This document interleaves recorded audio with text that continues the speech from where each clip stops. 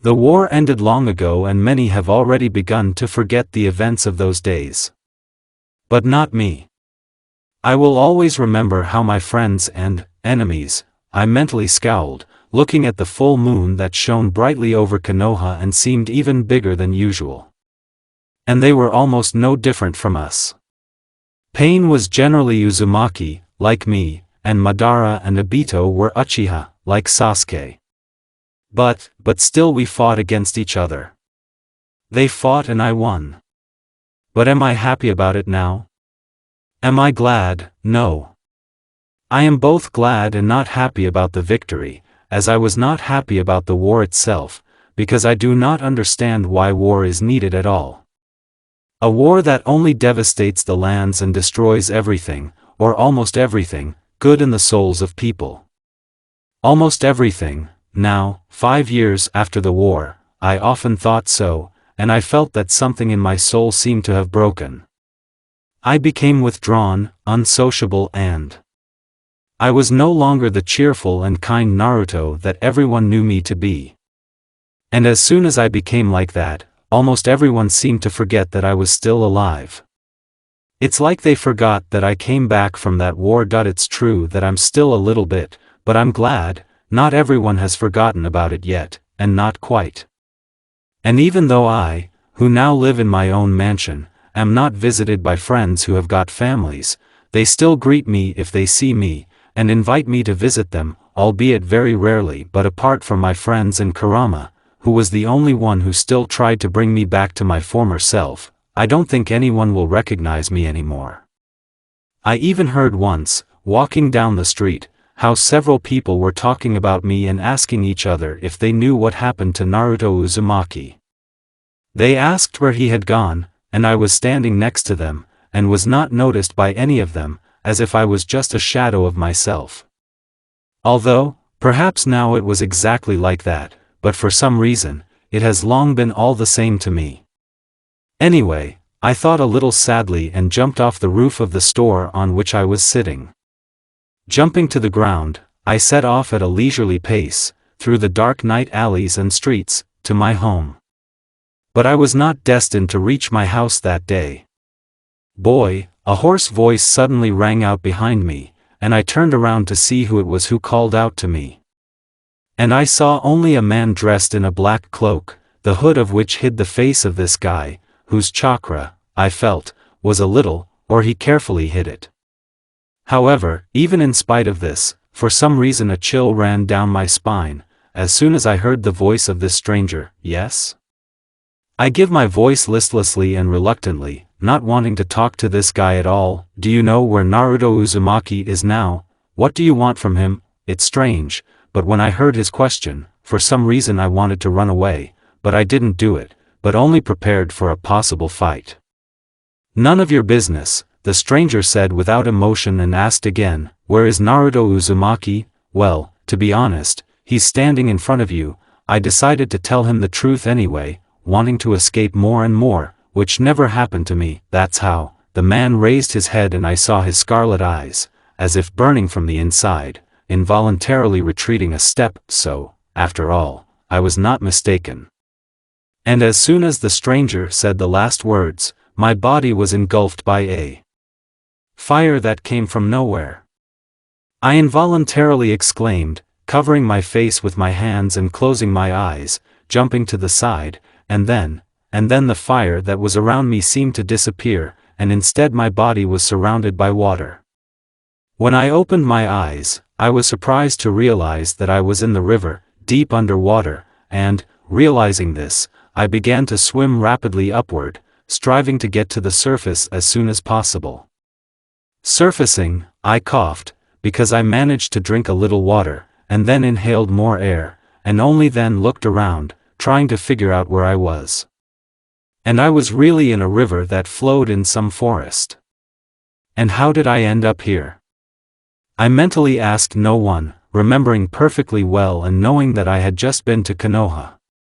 I was there just now, and now I was, the devil knows where I was. "CSR, I muttered and, having decided to get to the shore first, and then to figure out where I was, I tried to get on the water with the help of the chakra. But I did not succeed, because for some reason my chakra did not obey me, and Kurama, from whom I mentally asked what was wrong with me, did not answer me.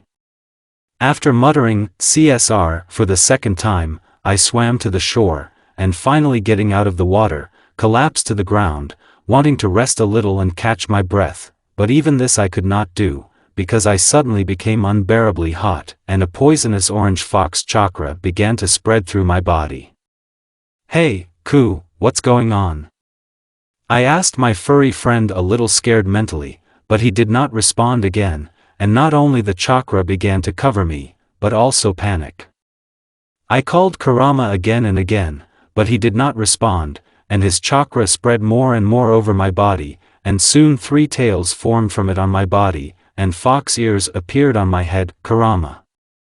I screamed in pain, and the chakra that slowly but surely began to devour my skin did not obey me, and now I was not just hot, my body burned as if it was being burned by fire. But it wasn't fire, it was just a chakra. Fox chakra, Biju, who for some reason did not respond to me. He didn't respond, but I kept calling him. I continued until a strange weakness suddenly seized my body and I began to lose consciousness. But even before I finally passed out, I whispered softly, still hoping that Ku would answer me, Kurama, but the fox did not answer, and I lost consciousness, as if I had fallen into darkness. I don't know how long I was passed out before I opened my eyes again. I opened it, grimaced, and closed it again, because as soon as I looked at the white light, everything swam before my eyes, and my head ached terribly. But, no matter how painful it was for me, I knew that I still needed to open my eyes again, because now it's just necessary for me to survive.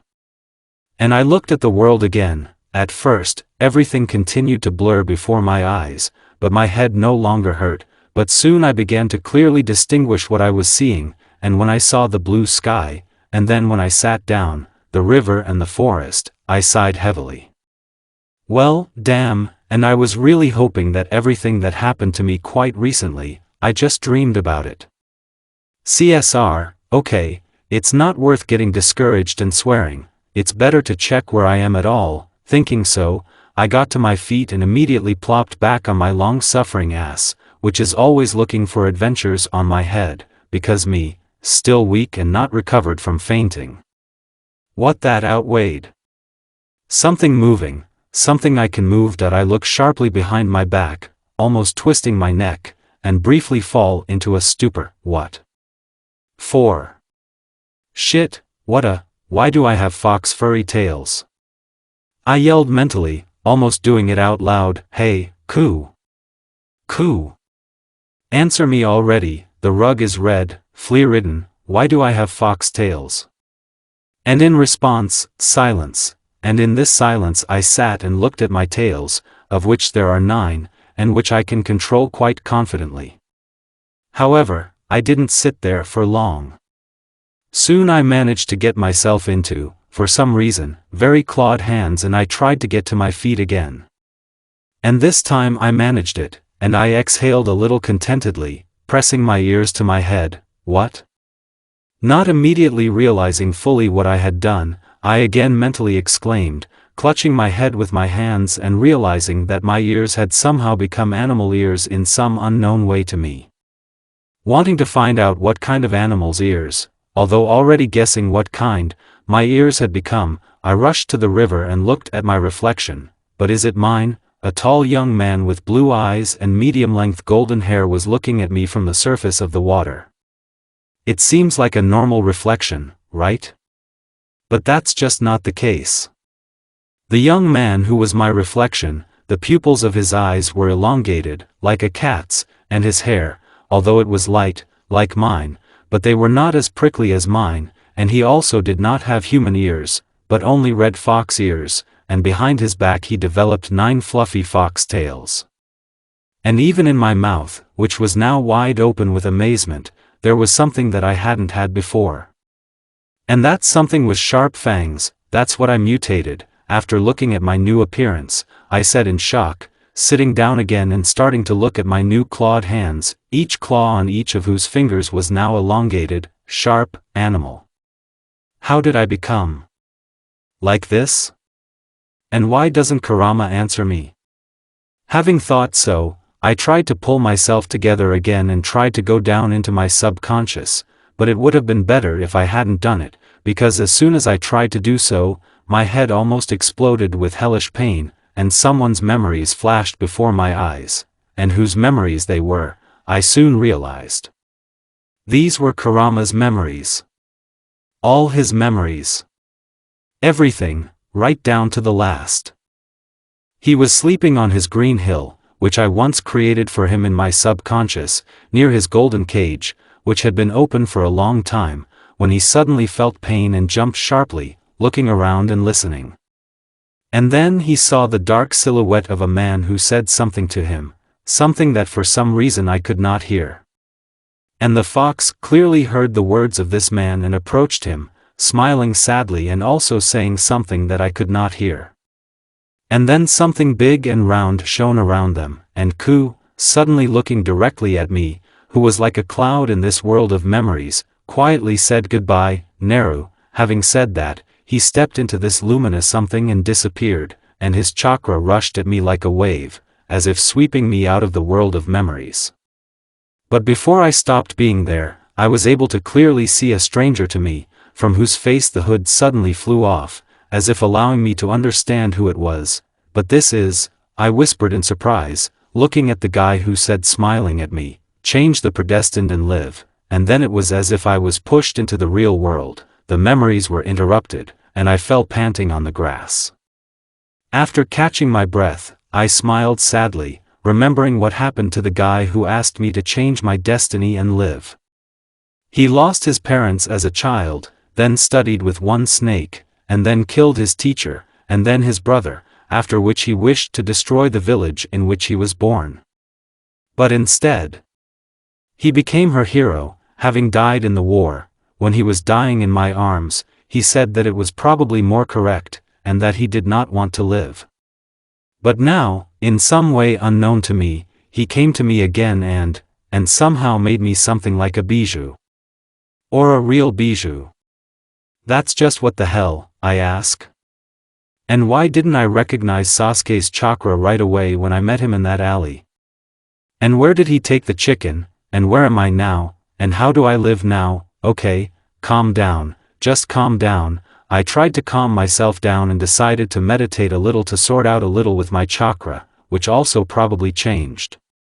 And having done so, I realized that it really is so. My chakra has become different, not human, and not fox, not a bija chakra. My chakra was now something in between these two types of chakra, but it did not harm me, which could mean that I am now neither a person nor a bijou, but something in between these two types. The fox demon is a human. Kitsune, suddenly the name of the ancient fox demons that could turn into people popped up in my memory. That's right, CSR. What is it that turns out, I'm a kitsune now, AAA. I don't want to be a demon, I want to be a man. Somebody get me back to my original state. Oh, okay, I need to calm down and finally understand where I am. After mentally yelling and swearing for half an hour, I sighed heavily and ran along the river, hoping to meet someone alive, except for trees. But I didn't meet anyone for a few hours, and I sat down under a tree by the river to rest. And I even started to fall asleep when I felt someone's chakra on the other side. Knowing full well that the owner of this chakra, who was walking to the river, should not see me, I quickly scrambled up a tree, hiding in the foliage and hiding my chakra as much as possible. Fortunately, I could already do this and something else, because while I was running, I tried to carry out all sorts of manipulations with my new chakra, and I managed to do almost everything I wanted to do. I even turned completely into a fox for a short time, but soon I regained my human appearance, because even though I ran faster in a fox and felt much more than in my usual form now, the human body was more familiar to me, and now, in the same form, I was sitting on a tree, hiding and carefully looking in the direction where a stranger was walking. Although, probably a familiar one, because the chakra of this shinobi seemed vaguely familiar to me, as if I knew this ninja before. But not seeing him yet, I could not be sure of this, and so far I did not build false hopes that some former friend of mine was now there, on the other bank, and therefore I was just waiting for this someone to finally appear from behind the trees, and soon this, or rather, this someone, came out to the river, and stopped at her, looking at her reflection. The girl who came out of the forest was quite beautiful. She had a little dark skin, long brown hair, brown eyes, cute, smooth facial features, and she was dressed in a shinobi field uniform that was insanely becoming to her. And I even admired this young kunoichi for a while, until I saw what symbol was on the white bandage that was on her head. What the? My eyes instantly began to resemble two small round saucers, because the symbol that was on the girl's bandage was the symbol of the clan. Senju. Senju, damn it. But they seem to have all died already, I thought in shock, starting to look at the stranger more closely. I don't know, Taeko, I know her. I know, damn it, I know, but why is she alive and young? Mentally, even more shocked than before, I exclaimed, with all my eyes, which no longer resembled small saucers, but large ones, looking at the living, young and, like, healthy. Senju Hashirama, I knew and remembered her as a perky, fighting, intelligent woman who was resurrected by Orochimaru during the war. He knew and remembered, and now he could not believe his eyes with which he saw her young and alive.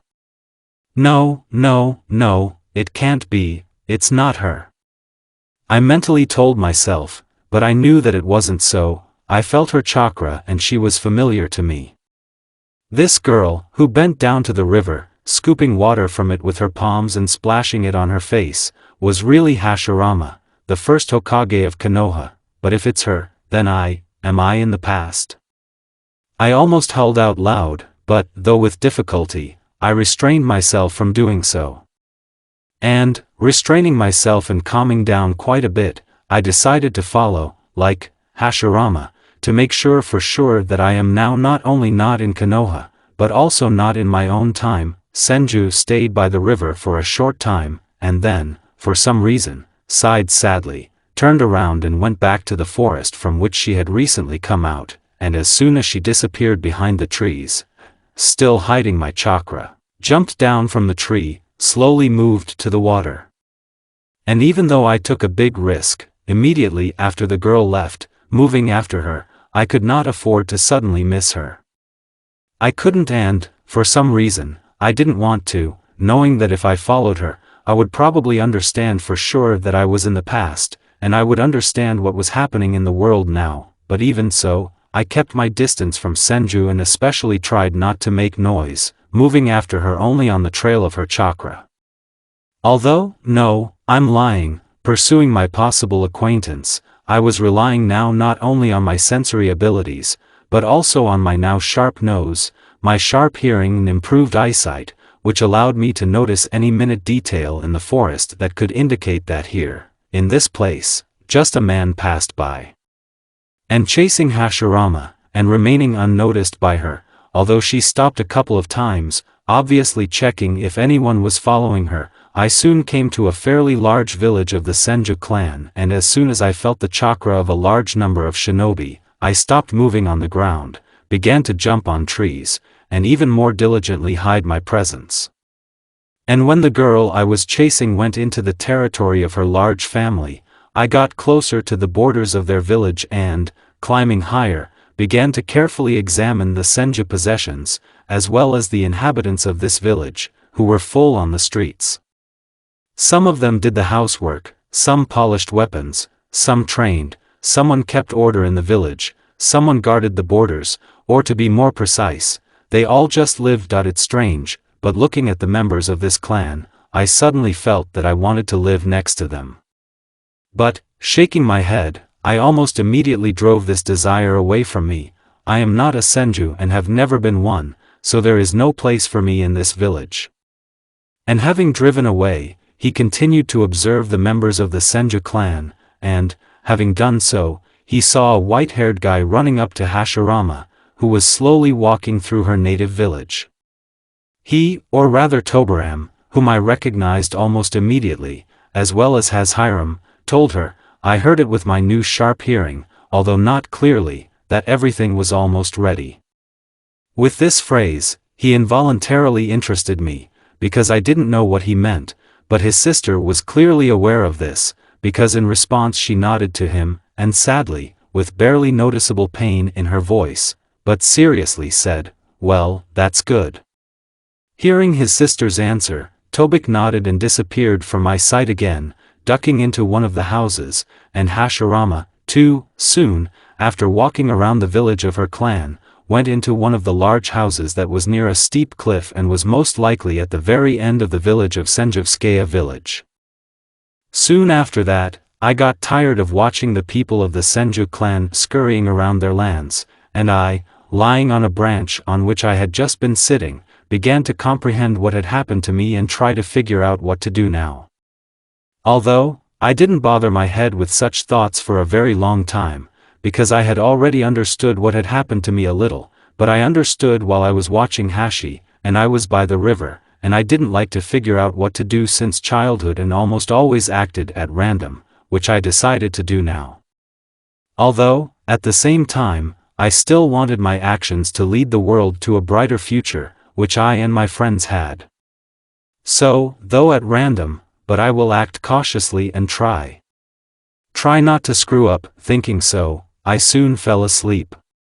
But my sleep was now so light that, although not fully waking up, I felt and heard everyone who was approaching quite close to the tree on which I was sleeping, and almost everything that was happening around me, at a distance of several meters.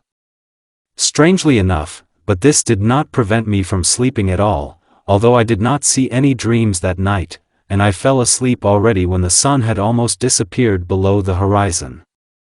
However, I was even better off without them. I woke up when the conversations and other sounds that reached me from the village of Hashirama even at night did not become quite loud, which immediately alerted me and made me open my eyes and look at the Senjutsuke village again. "Both of them," I said after that, seeing that most of the Senju adults were gathered in the center, probably the center, of their village, armed and serious, and clearly ready for a battle with someone. And although they did not stand for long, soon moving in a dense formation to the gate that led outside their village, the feeling that they went to fight with someone did not leave me, but now it only became stronger, because I knew a little about the events of the past and saw that the Senju squad was being led behind them are the leaders of this clan. Hashirama and Tobarama were walking in front of everyone, and they were so gloomy and focused that even I, looking at them, felt uncomfortable, but at the same time, for some reason, I realized who they were going to fight and I didn't like this guess of mine that I didn't like it, and wanting to confirm it or refute it, I decided to follow Senju and follow them, and I did it by following these shinobi. But at a decent distance. "Oh, it would be better if my guess was not confirmed," I sighed heavily, sitting down on another tree, when the Senjus came out into an almost clear field, which, on the other side of the forest, they slowly but surely came out, flashing Sharingans. Uchiha. Seeing these two clans, I knew exactly what was going to happen, and the thought that I couldn't prevent it yet made me feel lousy. But there really was no way I could prevent the battle between the two great clans that had already begun. It started when the opponents were still very far from each other. Fireballs flashed above the ground and in the sky above the field, water hissed, writhing like a snake, the wind blew that cut off everything in its path, stones flew and the stems of giant plants soared up. A terrible battle broke out in an instant, but I did not interfere in it yet, remaining only an observer, because as if he felt that it was necessary. And even though people were dying again before my eyes, I sat meekly on a tree branch, as if I was waiting for something, and I didn't know what I was waiting for. But he kept waiting, and in the end, I waited. When the battle was no longer as fierce as it was at the beginning, and there were much fewer fighters, Hashirama and Tobirama clashed one-on-one with Madara and Izuna, I also immediately recognized them. Before that, they fought not only with each other, but also scattered other shinobi on their way, and now no one interfered with them, and they, although they had not so much strength left, dispersed in earnest.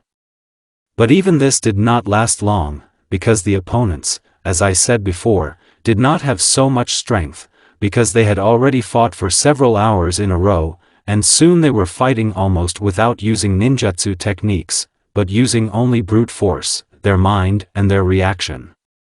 And if Madara and Hashi fought almost on equal terms, then Tobirama noticeably pressed Izuna. He pressed her, but I could see that at the same time he did not even try to cause her serious harm, as if he pitied her. Tobirama, of course, pretended to attack the girl seriously, but at the same time all his attacks, which Izuna managed to repel, were not directed at the vital organs of the Uchiha, which seemed strange to me, because I remembered that this Senju Uchiha was not particularly fond of, or rather, he could not stand red-eyed shinobi. But it was not this that soon forced me to intervene in the battle of the two clans, but something else entirely. I saw how another of the Senju suddenly rushed to the younger Uchiha, who was fighting with the younger Senju, and attacked her from behind, severely wounding her in the side. The girl screamed, and Tobirama, I don't know why, but suddenly froze abruptly, looking with surprise, irritation and even a little fear at Izuna, from whose wound blood gushed, then at Senju, who wounded her. He froze, like all the other shinobi who had fought before, and only the shinobi who attacked Izuna from behind continued to move, clearly deciding to finish off the girl. Tobirama froze, but I, as if I had received a good, weighty kick in the ass, instantly jumped down from a branch and turned around while falling into a huge, 10 meters in height, fox with 2, not 9. Because somehow I didn't want both Senju and Uchiha to immediately understand that an orphan Kyuubi was running through the forest, with tails and golden-colored fur, rushed from all paws to the wounded Uchiha, growling to myself that I would tear the Senju that attacked her from behind, because I knew that in such battles such an attack was dishonorable. Especially if the clan leaders or their relatives were attacked in this way. Noticing me, the shinobi Zamorashi regained the ability to move, but they no longer began to fight among themselves, but began, to my immense surprise, amicably and even somehow together, to try to attack me. But, fortunately for me, they were tired, it didn't really work out, and I kept dodging their attacks, running on, because I knew that if I didn't hurry, Izuna could die, and if she died, everything would be very bad in the future. When I was already close to my goal, I heard Madara's cry that I was afraid for my sister, and I saw that Tobirama, who also moved again, but did not even pay any attention to me, abruptly rushed to Senju, who wounded Izuna, and punched him in the face with all his dope. Bravo! I mentally praised him and immediately stopped, because I was already near the wounded Izuna, who collapsed to her knees from the pain and didn't seem to pay attention to anything anymore, slowly losing consciousness. Tilting my head, I immediately, but carefully, threw one of my front paws onto my back and, menacingly and loudly barking at the diverse shinobi surrounding me, rushed to run away, taking with me Madara's wounded sister, who urgently needed medical help. Madara's sister, who tried to catch up with me, but fell behind as soon as I left the battlefield and disappeared into the forest, because he could not understand where I ran, and I raced on and on. I ran to the river, or rather to a small cave that I saw near it. There I could hide with the wounded Uchiha and at least try to save her. When I got to the cave, I treated Uchiha's wound as best I could, stopped the blood, but I could not completely heal the wounded one. I was too weak in Ireninjutsu to completely heal such a wound that Izuna had, and my chakra was not quite suitable for treatment now. After all, I was now a Kyuubi with a small human addition, and the 9-tailed chakra was, for the most part, poisonous and dangerous to people. So, after patching up Madara's wounded sister a little and thinking a little, I decided to take the young Uchiha to those who could definitely cure her to the end, so that she certainly would not die. Well, or to kill to the end, but I really hope that this will not happen. At least I won't allow it. Having decided so, when it got a little dark outside, I turned into a big fox with two tails again, this time 5 meters high, and, again carefully throwing the Uchiha on my back, I went to the village of Senju, taking a lot of risks, but knowing, well, at least hoping, well, who's who, but Hashirama will certainly heal the wounded. When I got to the right village, I did not hide my presence and went straight to the gate that was the main entrance to the Senju village. As I expected, having done exactly that, and not otherwise, the local shinobi noticed me almost immediately and immediately began to run to the gate. However, so far not with very friendly intentions, running out of the gate to meet me, they cursed loudly and quietly, as well as, mostly, not very censoriously, at the same time running to the sides and getting into fighting positions, clearly preparing for battle, but so far, to my happiness, they did not attack me. And I kept walking and walking forward, proudly raising my head up, but at the same time threateningly twitching my tails, and preparing to run away at any moment if they suddenly decided to attack me. I wasn't afraid for myself, but Izuna might get hurt again if a fight suddenly started, and I really didn't want that. When I got to the gate, I was met there, very tense, by Hashirama and Tobirama. I was standing with my face to them and they, so far, because of my head, did not see the one that I brought and therefore were very nervous, which was understandable. Even though they were shinobi, they did not see huge two-tailed foxes every day. Especially twice in one day. Gee, what does he want? After I stopped not far from the Senju leaders and had been looking at them for 2 or 3 minutes, Tobik quietly asked Hashi without taking his eyes off me. I don't know, she answered him just as quietly. But this beast or demon is here for a reason. Well, yes, I mentally chuckled and bent my head to the ground, allowing my brother and sister to see the Uchiha that rested on my fluffy back. Izuna, the junior leader of Senju, exclaimed in amazement, but he did not move, clearly fearing me, but his sister, seeing Uchiha on my back, took a small step towards me, and then, when she realized that I would not attack her, slowly, but still came up to me, under the sight of the disapproving and worried gaze of his brother and, probably, the majority of the shinobi of his clan. When she came up, she first hesitantly, but still touched my neck, slowly running her hand over my fur, and then, apparently fully convinced that I would not harm her, she began to pull off my Izuna from my body, which for all the time she was with me, she never came to herself and was still unconscious. And as soon as she started doing it, Tobirama, who had been standing still before, quickly approached her and me, and began to help his sister remove the Uchiha from my body. Or rather, he simply pushed his sister aside with his hand and pulled Izuna off my back alone, carefully picking her up in his arms and pressing her to him like the greatest jewel. She's alive, it seemed to me, or maybe it didn't seem to me, he breathed out in relief, and Hashi, after carefully examining her and touching her forehead, said seriously, but she's still injured, even though someone treated her, so we'll finish off Uchiha. Senju, unknown to me, shouted loudly, threateningly waving the katana that was in his hand. And this idiot was immediately, to my dissatisfaction and annoyance, supported by a couple dozen more people. No. The head of their clan spoke loudly and imperiously, and all the chattering Senjuki instantly fell silent. We won't kill her, and we'll even cure her. What? Why? The discontented shouted again, and their cries were even fiercer than before. The case was taking a dangerous turn, and now it is dangerous not only for me and Izuna, but also for Hashi and Tobik, and therefore I decided to intervene.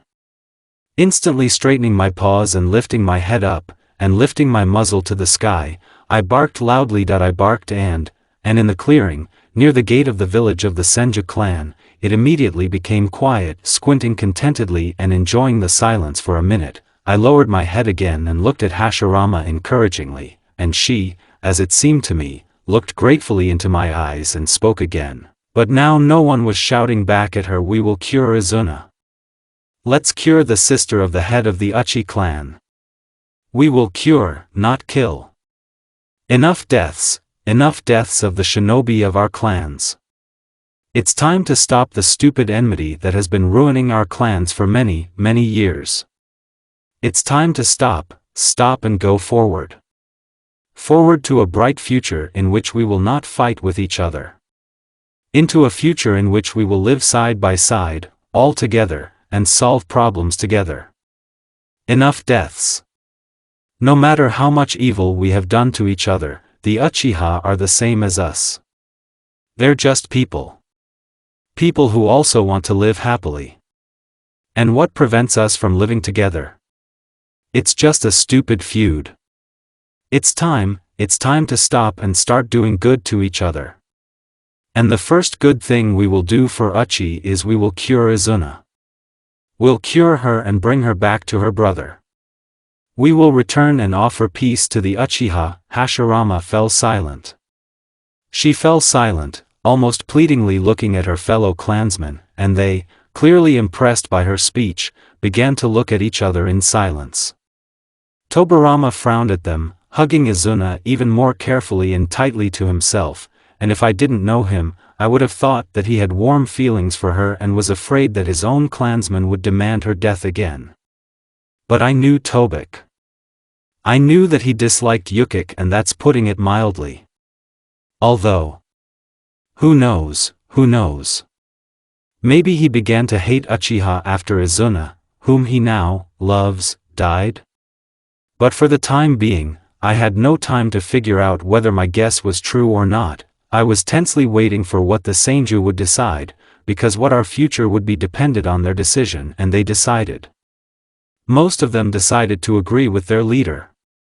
Although, there were also dissatisfied with this arrangement, but fortunately there were not many of them. After the announcement of the general, decision to try to establish peace with the Uchiha, Hashi told Tobirama to take Izuna to their house and, telling the people of her clan not to touch me and go back to their business and to their homes, followed her brother, and I, to the surprise of all the shinobi gathered around me, became small, a little bigger than a cat. A two-tailed fox hurried after her. Following her, I, not stopped by anyone, went into the house of the heads of the Senju clan and ran into the room to which Hashirama's blonde brother brought Izuna.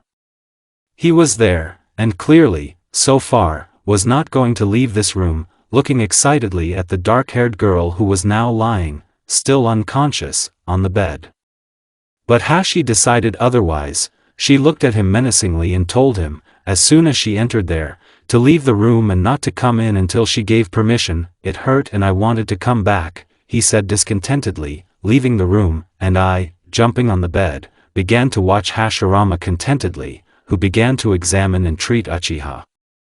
And when she did all this and, smiling at me, left the room, I finally allowed myself to completely relax and, lying down next to Uchiha and getting comfortable on the bed, fall asleep. I was not going to leave even the practically healthy Izuna yet, even at night, because she had not yet regained consciousness and was defenseless, and those dissatisfied with her presence on their territory, Senju, as I have already said, still remained and were very dangerous for this Uchiha. So, day and night, for now, I will be by her side. It's safer that way. Early in the morning, Hashirama visited me, having had enough sleep, and not yet awakened from sleep. She did not come empty-handed, but with food, which she, as it turned out, brought not only for Uchiha, but also for me.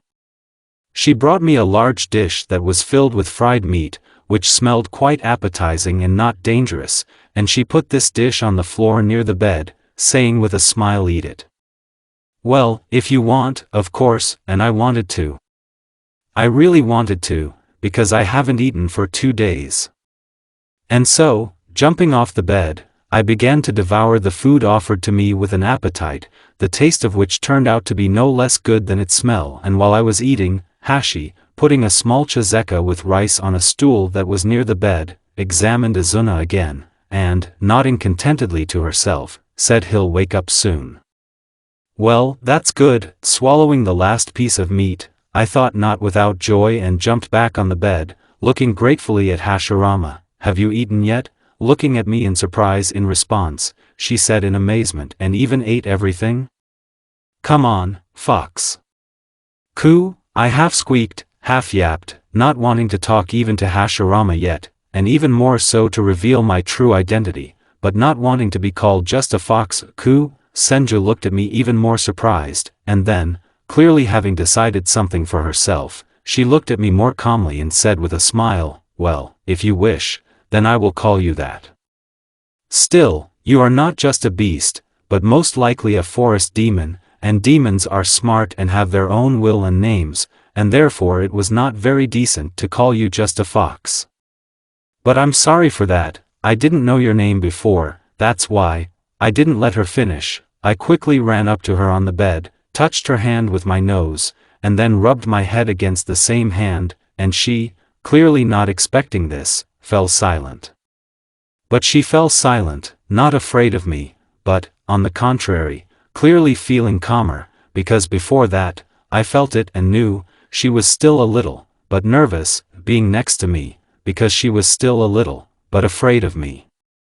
And now this fear of hers has gone, evaporated, and she smiled at me more openly and sincerely than she had smiled before, confidently and completely without fear. Stroked my head and back, gently running her hand over my fur. "Thank you, Coo," she said softly, clearly thanking me for my kind impulse, and after looking at Izuna once more, she left the room again, going somewhere on her important business. "You're welcome," I mentally said after her, even though I knew perfectly well that she wouldn't hear me. I knew, but for some reason I wanted to say it out loud to her. I wanted to, but I couldn't, because I knew from somewhere that it couldn't be done yet, or rather, it wasn't worth it. It's not worth it yet. It has been 4 days since I arrived with Izuna on my back at Senju village. Uchiha came to her senses 2 days ago, and already felt much better than after the awakening. And, fortunately for me, she has so far behaved meekly and did not even try to conflict with Senju, who took care of her. True, she spoke to her a little, limiting herself to only short phrases, but even that was bread, because, in fact, no matter how well Hashi behaved with her, Izuna was still a prisoner of Senju, and prisoners, usually, do not really like to talk to their captors. But Izuna talked to her, at least a little, but she talked to Hashirama, and it was good, but Uchiha loved me, as they love tame animals, and clearly considered me her friend. Although, she had quite good reasons for this, because she knew that it was I who saved her and did not let her die. Hashi told her about it, the same day that Madara's sister woke up. After she heard this, she began, one might say, to sympathize with me, giving me the most delicious food that the head of the Senju clan brought her, and talking to me in the evenings before going to bed, telling me some sad and funny moments from her life, and I silently listened to her, lying next to her with her and letting her stroke my head and back. And when Izuna finally spoke enough, she quietly fell asleep, and then I hurried outside for a while to get some fresh air and just enjoy the cool night breeze that played in my fur. As soon as I left the house at night, enjoy, and returned back to the house again at night to guard the still weak Uchiha, who could be in trouble. To guard her and think all the time, and why, well, why did Tobirama, who so carefully held her in his arms on the day when I brought her to the gate of the Senjutsuki clan, why did Tobirama, who so did not want to leave the room to which he himself brought her, never visited her for all these days and tried not to spend the night at home at all? What didn't he let him? Didn't even let you get close to her? Maybe his pride? Or maybe, hatred of the Uchiha clan? Or maybe the fear that if he sees her, he won't hold back and do what he can't do now at all?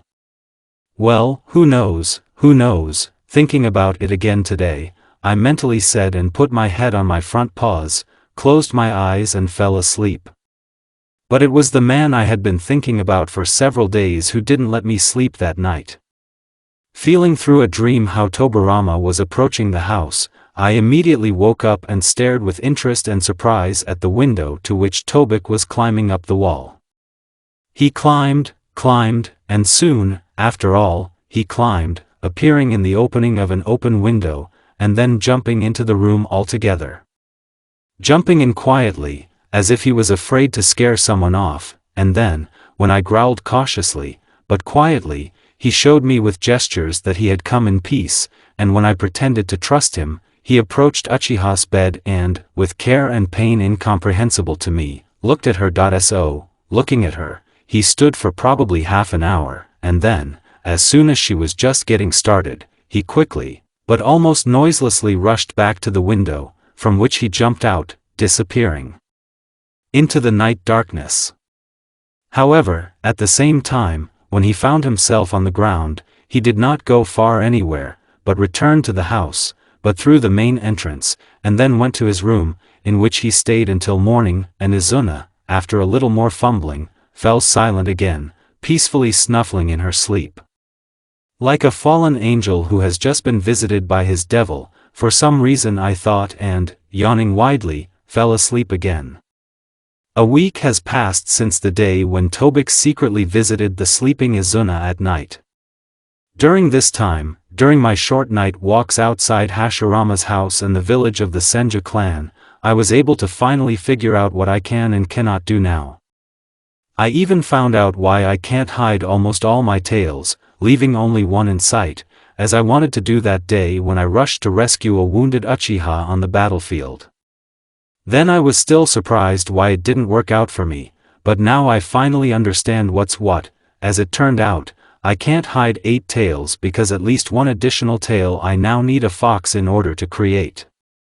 A shadow clone, yeah, him, and, as I found out later, I, who once created these clones more than a few hundred at a time, could now create only 8 clones of myself. But this did not upset me at all, because my current clones were much stronger than my old clones, which were scattered by a single blow. And they were almost as strong as I was now. Even small bijou bombs could be created, while I could create a large one and launch them over quite long distances. In general, my shadow discovery did not disappoint me, but even added to my life opportunities. Now, for example, I could safely walk around the village of Senju, leaving my one-tailed clone with Izuna, who could well protect Uchiha without my help in case of anything. So I did now, arriving with Hashirama at the council, which she organized herself, only occasionally looking through the eyes of this clone, what my ward red-eyed girl is doing. A girl who had completely recovered, and who was now going to be returned to her brother and her clan by Senju. And here's how to do it better. The most prominent shinobi of the Senju clan and the leaders of this clan were discussing now. They discussed loudly, even swearing a little between each other at the same time, because they could not decide how to do it better and how to better negotiate with Madara and his clan about peace between their clans. I'll talk to Madara about it myself first. In the end, clearly tired of listening to the wrangling of her brother and the other Senju who were present at the meeting, Hashi loudly declared, "I'll talk one-on-one, don't you dare." An ash-haired shinobi unfamiliar to me exclaimed loudly, "You can't talk face-to-face with this devil, he's not a devil, but a man." Tobik muttered to him in response, that he was clearly already tired of being in the company of these shinobi that were now surrounding him, and after frowning at his sister, he said, "But you still shouldn't meet with him alone and generally assign him such meetings, because we don't know what can be expected from him, who is probably very upset after the loss of his sister. Now, what if he comes to your meeting not alone, but with a company? Or will he attack you himself when he finds out that Izuna is with us?" "He's not like that," the girl looked at him coldly. "And I think he'll be wise when he finds out we saved Izuna." "But even so, you will not go to a meeting with him alone," said her brother and wanted to say something else, but I, lying near Hashirama on the table, at which the shinobi gathered for the council were sitting, and having already heard enough of all the Senju gathered at this council, still decided to reveal a little of his secret cards now, and therefore he spoke, interrupting the younger head of the Senjutsuki clan, as well as greatly shocking at the same time with his ability to speak to all those gathered. "Yes, she will not go to this meeting alone, because I will go with her." Nani? Tobik stared at me in shock, and the rest of the Senju, all except Hashirama, who outwardly remained completely unperturbed, jumped up from their seats, snatching a bunch of piercing and cutting weapons from nowhere and pointing it at me. Guys, why are you staring at me like I'm the enemy of your whole clan? Number 1, getting up on his paws and grinning. I asked them maliciously, I didn't do anything wrong to you, I just spoke. And shocked them all with it. Hashi giggled to my surprise, and when I, like the others, looked at her in surprise, she spread her hands to the sides and said almost nonchalantly, I already guessed that you can talk, so this did not come as a surprise to me. I see, I nodded, and then I looked again at the other senju, who had already begun to calm down, it seems. At least, slowly but surely, they have already begun to clean up and hide their weapons in the same place from where they got it. Seeing this, I mentally nodded contentedly to myself and loudly said what I wanted to say, and now, if you, gentlemen shinobi, have already calmed down a little, then I will tell you how you can make peace with the Uchiha quite painlessly for both your sides. And how? Hashirama's younger brother interrupted me. And what kind of animal are you anyway? Well, I think I'll answer your second question first. Having said that, I jumped off the table and assumed my almost human form, and when after that, to my happiness, none of the senju jumped up again from their seats, I continued to speak, calmly looking at them all. I am a kitsune demon, or a werewolf fox, and my name is Kurama, but you can call me and Naruto, both of these names are my real names. And I'll say right away, I'm not your enemy, and the Uchiha, too, I'm on my own, but I don't like wars, so I decided to help you with the Uchiha understand that you are not so different, and that you should finally stop fighting. Will this be my answer to your second question, Tobirama-kun? Yeah, he nodded, calming down completely and listening to me attentively, like the rest of the senju. Well, then I will answer your first question, and how? And it's very simple, I'll tell you. First you have to send Madara a message, in the form of a letter, preferably that you, well, let's say has harem, know where his sister is and what's with her, and, to talk about it, ask him to come alone to some place, say, to the river. He will come to this meeting alone, I guarantee you that, as an expert in yukikinetics. Although, even if he comes to a meeting with Hashirama, with whom only I will go to a meeting with the head of the Uchiha clan, not alone, he and his people will not be able to do anything bad because of me, so everything will be fine. And after the mutual quarrels from our side stop, Hashi will explain to Madara that everything is fine with his sister, and that she is now on the territory of the Senju clan, her clan, who saved her wounded and almost died, and who is not going to harm her.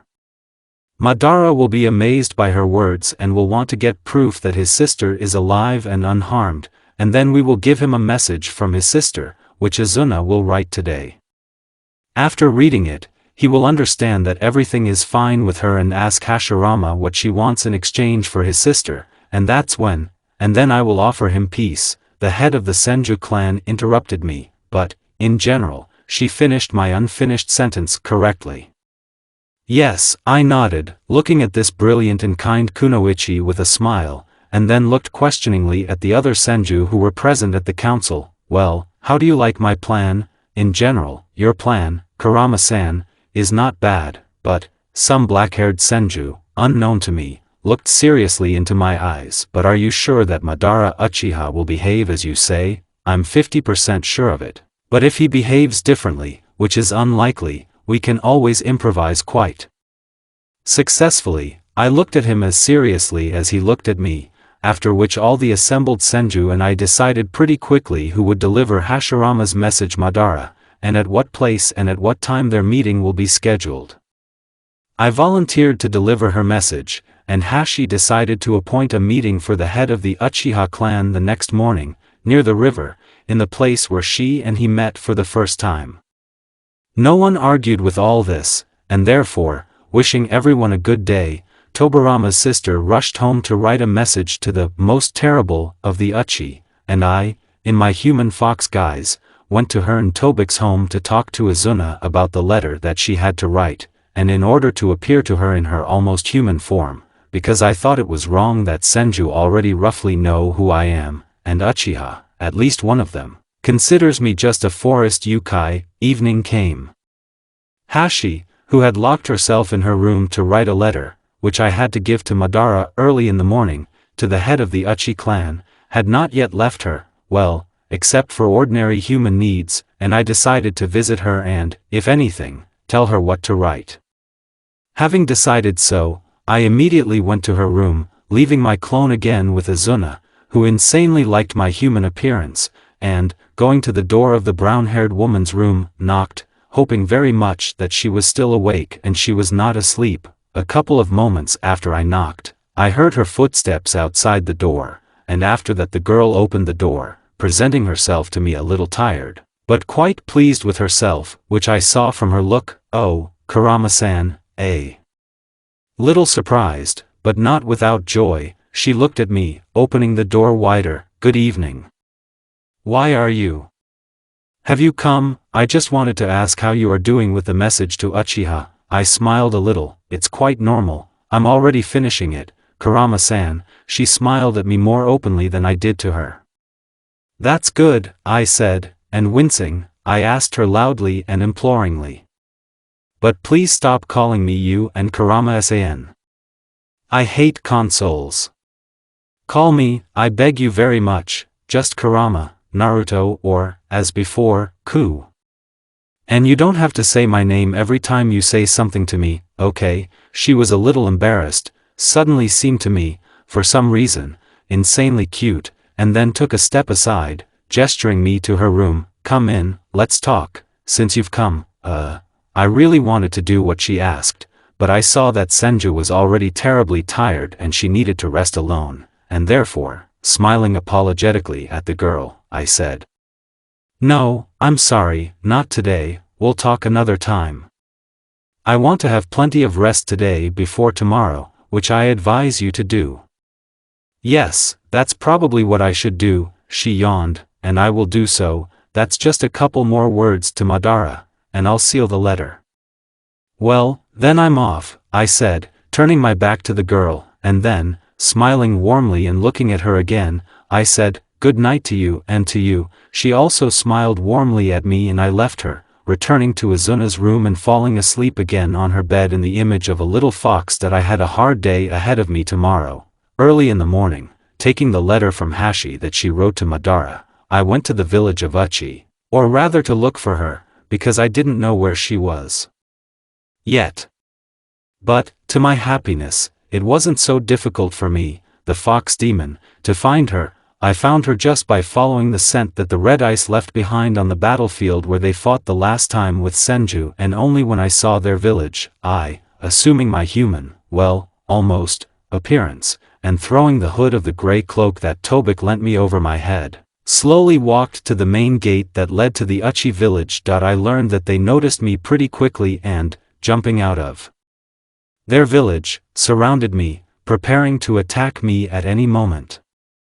I've already seen something like this somewhere. Barely restraining myself from making a hand-face gesture, I mentally said, and then a brown-haired Uchiha, unknown to me, came up to me and asked me loudly and menacingly, "Who are you?" "A messenger," I answered him quietly. "Whose messenger and to whom, and what did you bring?" "I brought a letter for Uchiha Madara, and you're not supposed to know who it's from." I grinned slightly, but that was enough for Karavlasik to get mad and activate his Sharingan, which was with 3 tomos. "Well, if you don't want to tell me, then I'll find out for myself," he said angrily and tried to drive me into some kind of genjutsu, but now, fortunately for me, I was not susceptible to such things and therefore his illusion did not affect me, but I was not going to forgive such impudence to him and answered his genjutsu with my light, "Aaa. Your mother," obviously unexpectedly for his fellows, that the master glitch broke from me, as soon as I gave him the illusion that his head was bitten off by a huge fox that jumped out from behind me. But, this Nito Uchiha did not run away from me. After taking a couple of steps back and clearly realizing that he was Genjutsanuli, he rushed to me again, making a terribly dissatisfied and angry grimace. "You bastard. I love you." "Well, I love you. Enough, Ganju." Suddenly there was an imperious, but familiar to me, voice behind Karavlasik's back and he, not reaching me just a little bit, stopped abruptly and looked around with fear and, at the same time, respect, Madara-sama. Here, Ganju started to report to his leader, as he slowly approached him, motioned for him to shut up and asked me.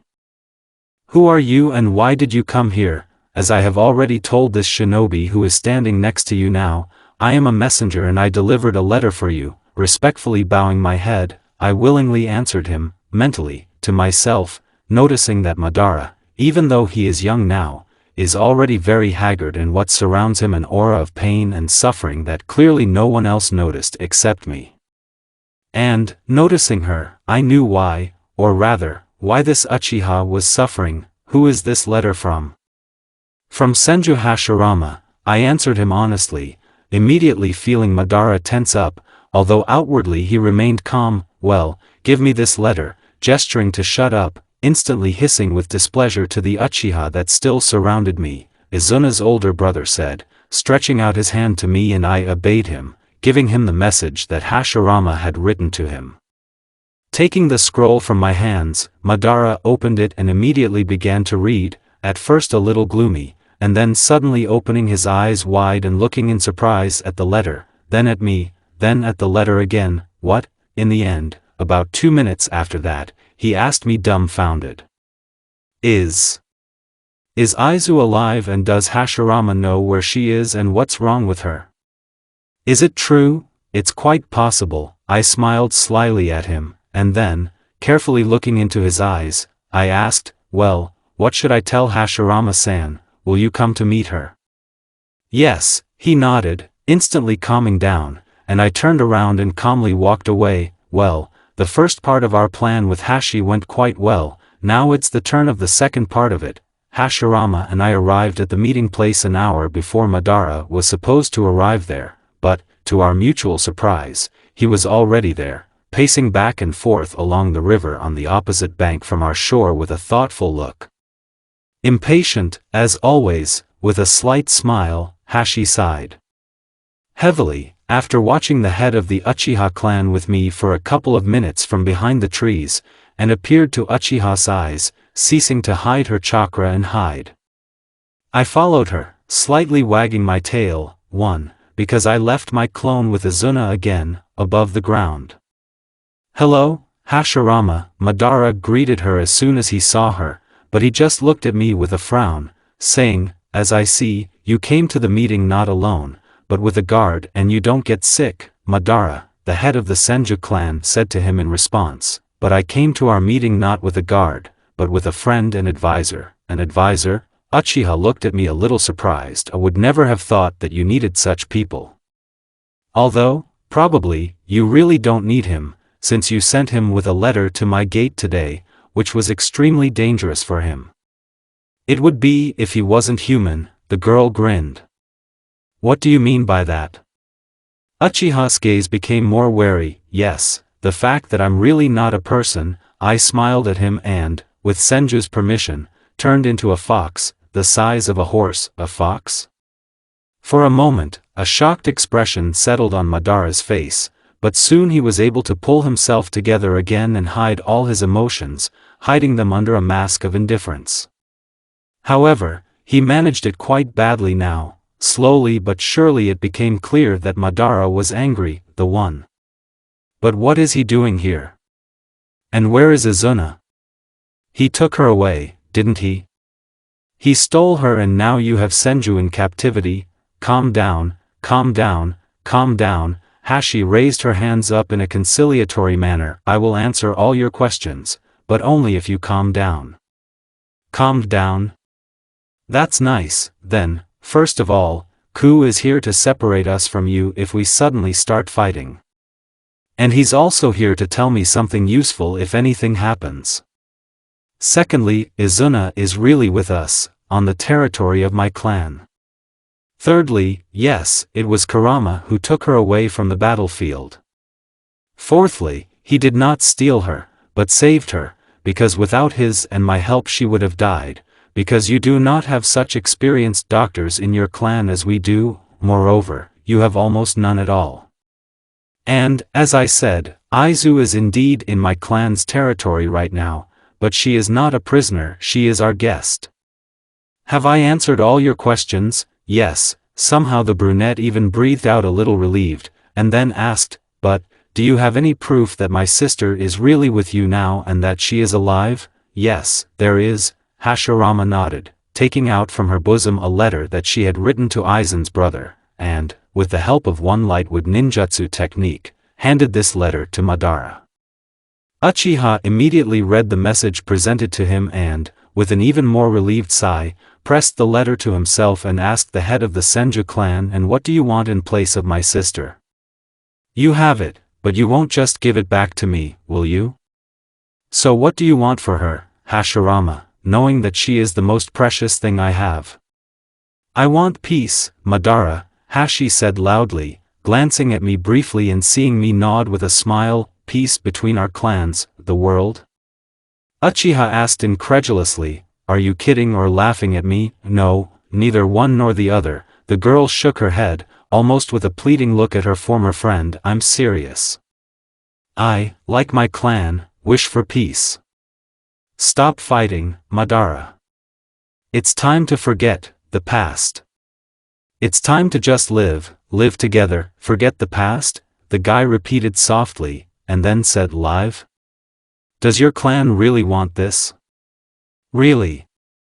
Is it possible? We've been so long lived feuding. Can we start over? Can we just get along together?" "I doubt it somehow, and I believe in it," said the head of the Senju clan, and then I decided to raise my voice again, "and I believe it. No, not even like that, but like this, I believe in it," loudly, but not viciously, I growled, "I believe and I know, your clans will be able to get along side by side without fighting. They will also be able to build a village in which you will live side by side, protecting your homes from enemies and giving the opportunity for a peaceful existence next to you and other shinobi clans. You will be able to. You can do it, I believe." Well, clearly impressed by my short, but speech, Madara smiled slightly and, turning around and walking away, said loudly, "In 3 days, Hashi and her pet fox. In 3 days, my clan without weapons and with peaceful intentions will be waiting for all Senju and my sister near our beloved mountain, harem. And I." He paused for a moment to look back and smile at me and Hashirama. "I will be waiting for you there very much. Both of you, my sister, and the entire Senju clan.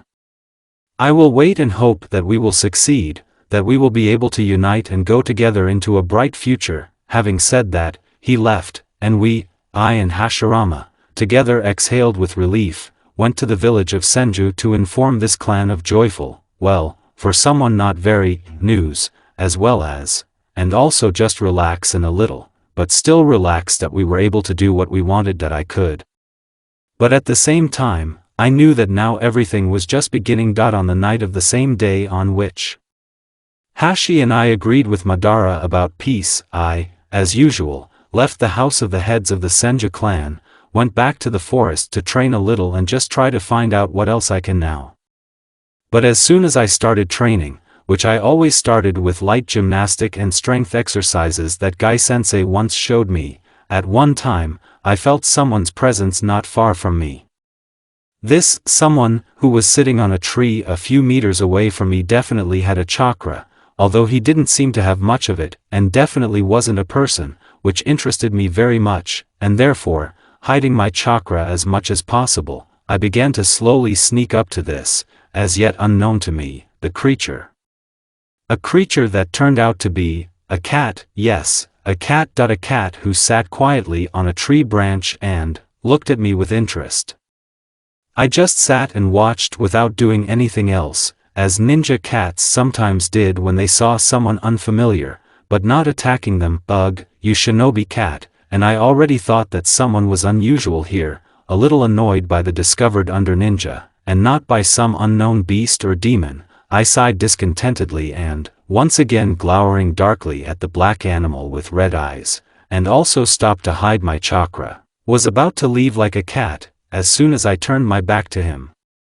He said, as it seemed to me, somewhat offended, "And I'm not a shinobi, but really a demon." That's right, I've never been so insulted before.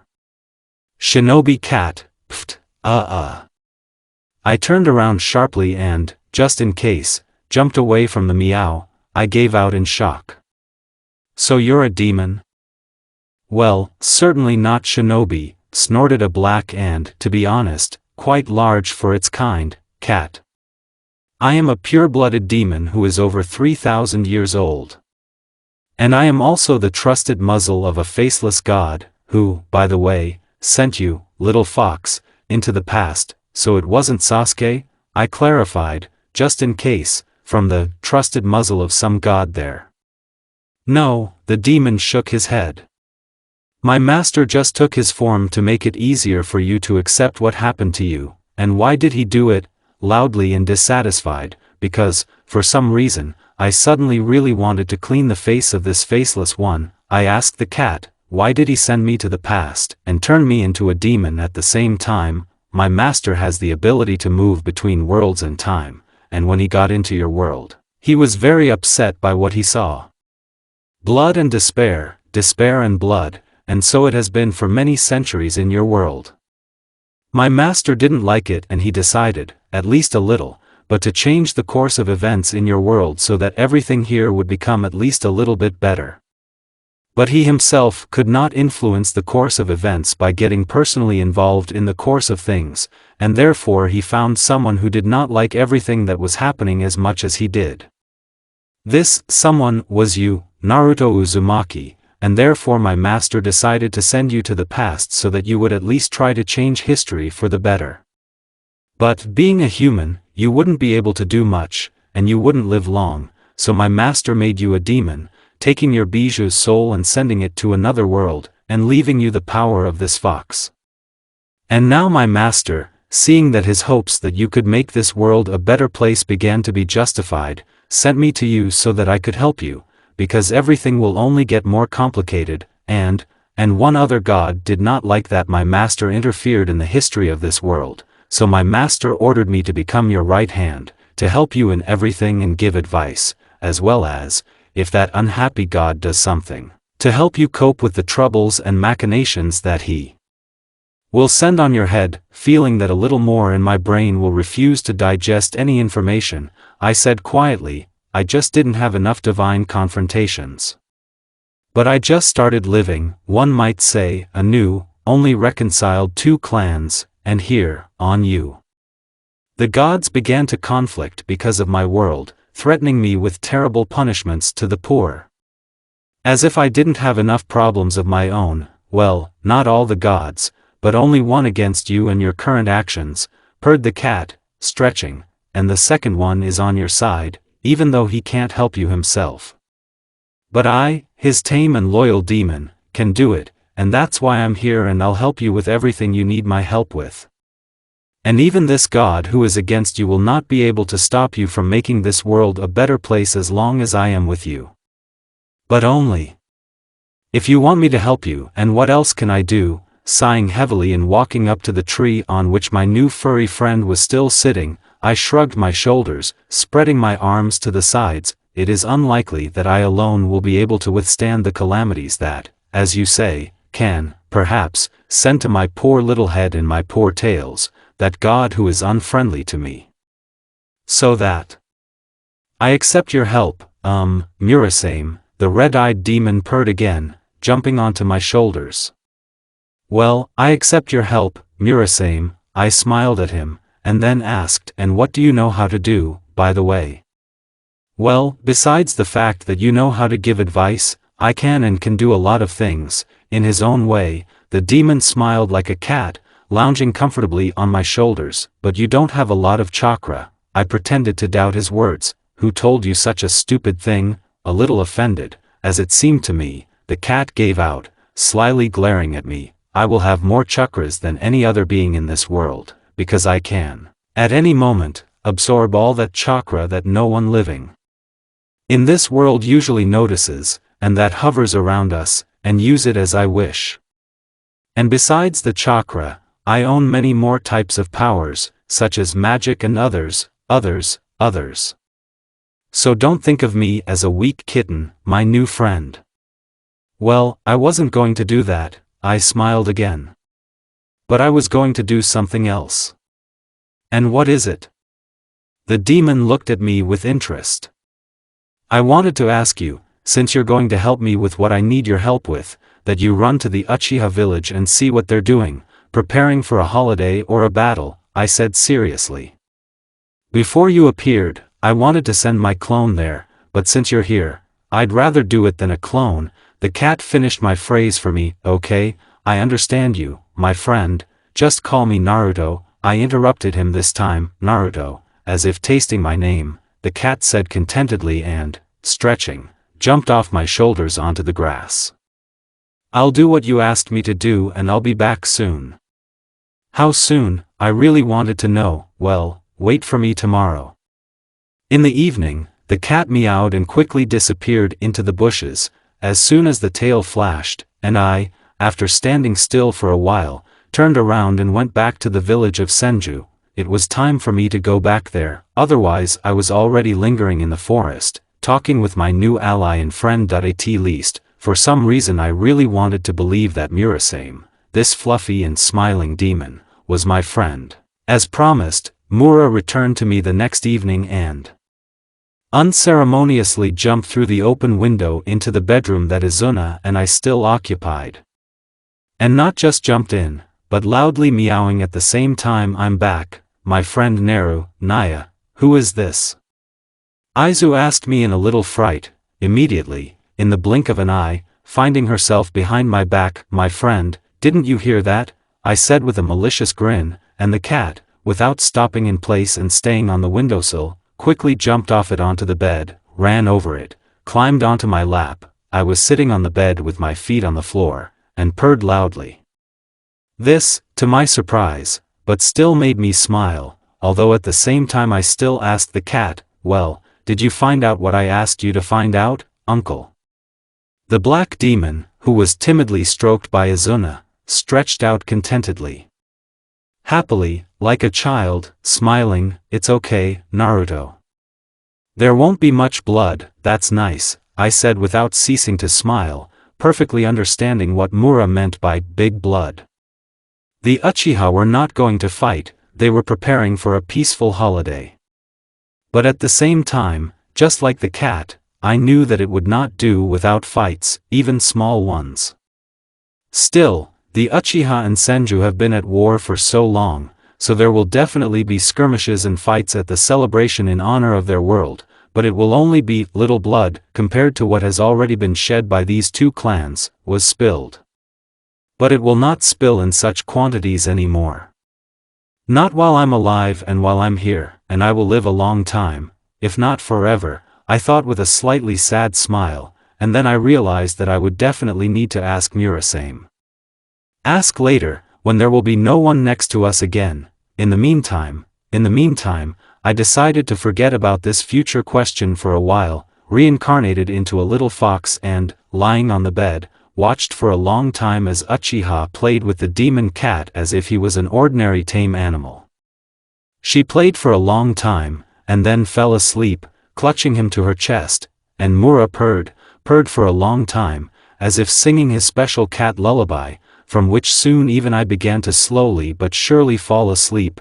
3 days have passed since the moment when Hashi and I agreed with Madara about peace, and now, a mighty and great peaceful day has finally come. However, it did not start quietly and peacefully, but hectic, loud and nervous. All the Senju were terribly fussing since the morning, while they were going to leave their village and go to a meeting with the Uchiha near the mountain. They were nervous, afraid that the Uchiha would deceive them and set a trap for them, even though I told them that everything would be fine. Nervous, but still, in the end, all the Senju left their village in festive white robes and almost without weapons, taking with them only a few senbons and a couple of katanas. They, and I, of course, walked in a chain of 2 people. The first were the flag bearers, who carried 2 large white flags on which the coat of arms of the Senju clan was depicted, followed by 2 guys who took katanas with them, and after them, Hashi and Tobik, followed by me, Mura, who was sitting on my shoulder, and Aizu, and behind us, everyone else. It's like we're going to a funeral, I involuntarily thought when I realized that everyone in our procession was silent and, to be honest, this thought involuntarily made me feel creepy and, in order to somehow cheer myself up, I began to quietly hum the Count of the Tailed Ones that I and Ku and Matatabi once composed. "What are you singing?" A few minutes after that, Izuna asked me that, although she was walking next to me, she did not hear the song, because I sang very quietly, yes, just one song that was sung by the children of the village near which I lived for a while. I lied a little, but it's not very interesting. But you still remembered her now. She smiled a little. Why, yes, I always remember any nonsense when I'm nervous. I answered her with a quiet giggle. Are you nervous, Hashi? Looked back at me over her shoulder, but at the same time continued to walk forward. There is a little, I answered her honestly, really a little nervous even after I sang. Why? Senju asked me again. Well, I'm afraid that everything will go wrong, and instead of a peaceful holiday, Senju and Uchiha will arrange a bloody massacre. I answered her honestly again. Don't worry, it won't happen, Hashirama said, smiling warmly at me, stopping looking around and looking ahead again. Everything will be fine. And why are you so sure of that? Tobik asked his sister, slightly noticeably squinting at her. Well, I don't even know, even without seeing her face now, for some reason I knew that she smiled shyly. I just believe in it and that's it. As if I know in advance that this will be the case. And I do, Aizu said again, and you, Ku, believe in it, I know. And Mura believes. And even you, Mr. Skeptical Tobarama-san, believe it too, and I know that too. We all, Uchiha, demons and Senju, believe in it. Well, at least I think it is. Well said, girl. Murasame, still sitting on my shoulder, said after listening to her, after hearing you, everyone who could hear you really believed that everything would be fine and the peaceful holiday would really be peaceful, not bloody. What makes you think that? I asked him, not without interest. You'll understand it yourself if you listen. The cat lay down comfortably on my shoulders, closing his eyes, and I, and not only me, but also Tobik with his sister and Aizu, deciding to follow his advice, listened and heard. They heard that Senju was no longer silent. Everyone in our formation, well, except for those two types who carried katanas, talked to each other, and some of them even laughed. In short, our formation no longer resembled a funeral procession, and it no longer became one. In general, I, Aizu, Mura and Senju reached the mountain, near which the Uchiha, whom Murasame quietly called People in Blue, were already waiting for us, in quite high spirits, and then there was no time to be nervous, afraid, and sad. The holiday began, and even though it began in a special official way with a handshake of the heads of the Senju and Uchiha clans and the signature of some very important papers, after there was a feast, a huge table with dishes of Uchiha and Senju was built at. One moment, during which our peaceful day became a more solemn day than it was before, because, after all, at the table, not only the heads of these two clans, but also the rest of the shinobi began to establish friendly contact with each other. Although, during this, there were still some excesses, there were still a couple of bruises, but they subsided quickly and without victims. Bruises on faces and bodies, as well as one broken arm does not count. After the feast, the real fun began, although I can say with confidence that drunk shinobi are damn scary. Especially when there are quite a lot of them after eating and drinking, not juice at all. Some of them began to sing, some to dance, but it was not scary, but rather even cute. But not everyone behaved. Culturally, someone started a fight again, someone molested others by offering them his hand and heart, and men did not always molest women with such a question. There were a couple of individuals who molested other men with such an excuse and sometimes a not of their clan, after which they raked their faces and went to look for other second halves. There were also those among the brawlers who began to measure pipiski, that is, technicians, who have the coolest. And two not the drunkest, but probably the happiest shinobi on this holiday won this competition. No, I wasn't one of them. I'm not a shinobi at all. These two were Hashi and Madara, whom Mura and I applauded standing up until a boyfriend stuck to me, whom I sent on a long flight with one blow, and then, taking a cake and a cat from the table, climbed the mountain, looking at the holiday and celebrating it from there. But soon I got tired of it and, lying down on the grass and letting Murasama climb onto my stomach and fall asleep there curled up in a ball, I began to look at the stars that had already poured out in the sky.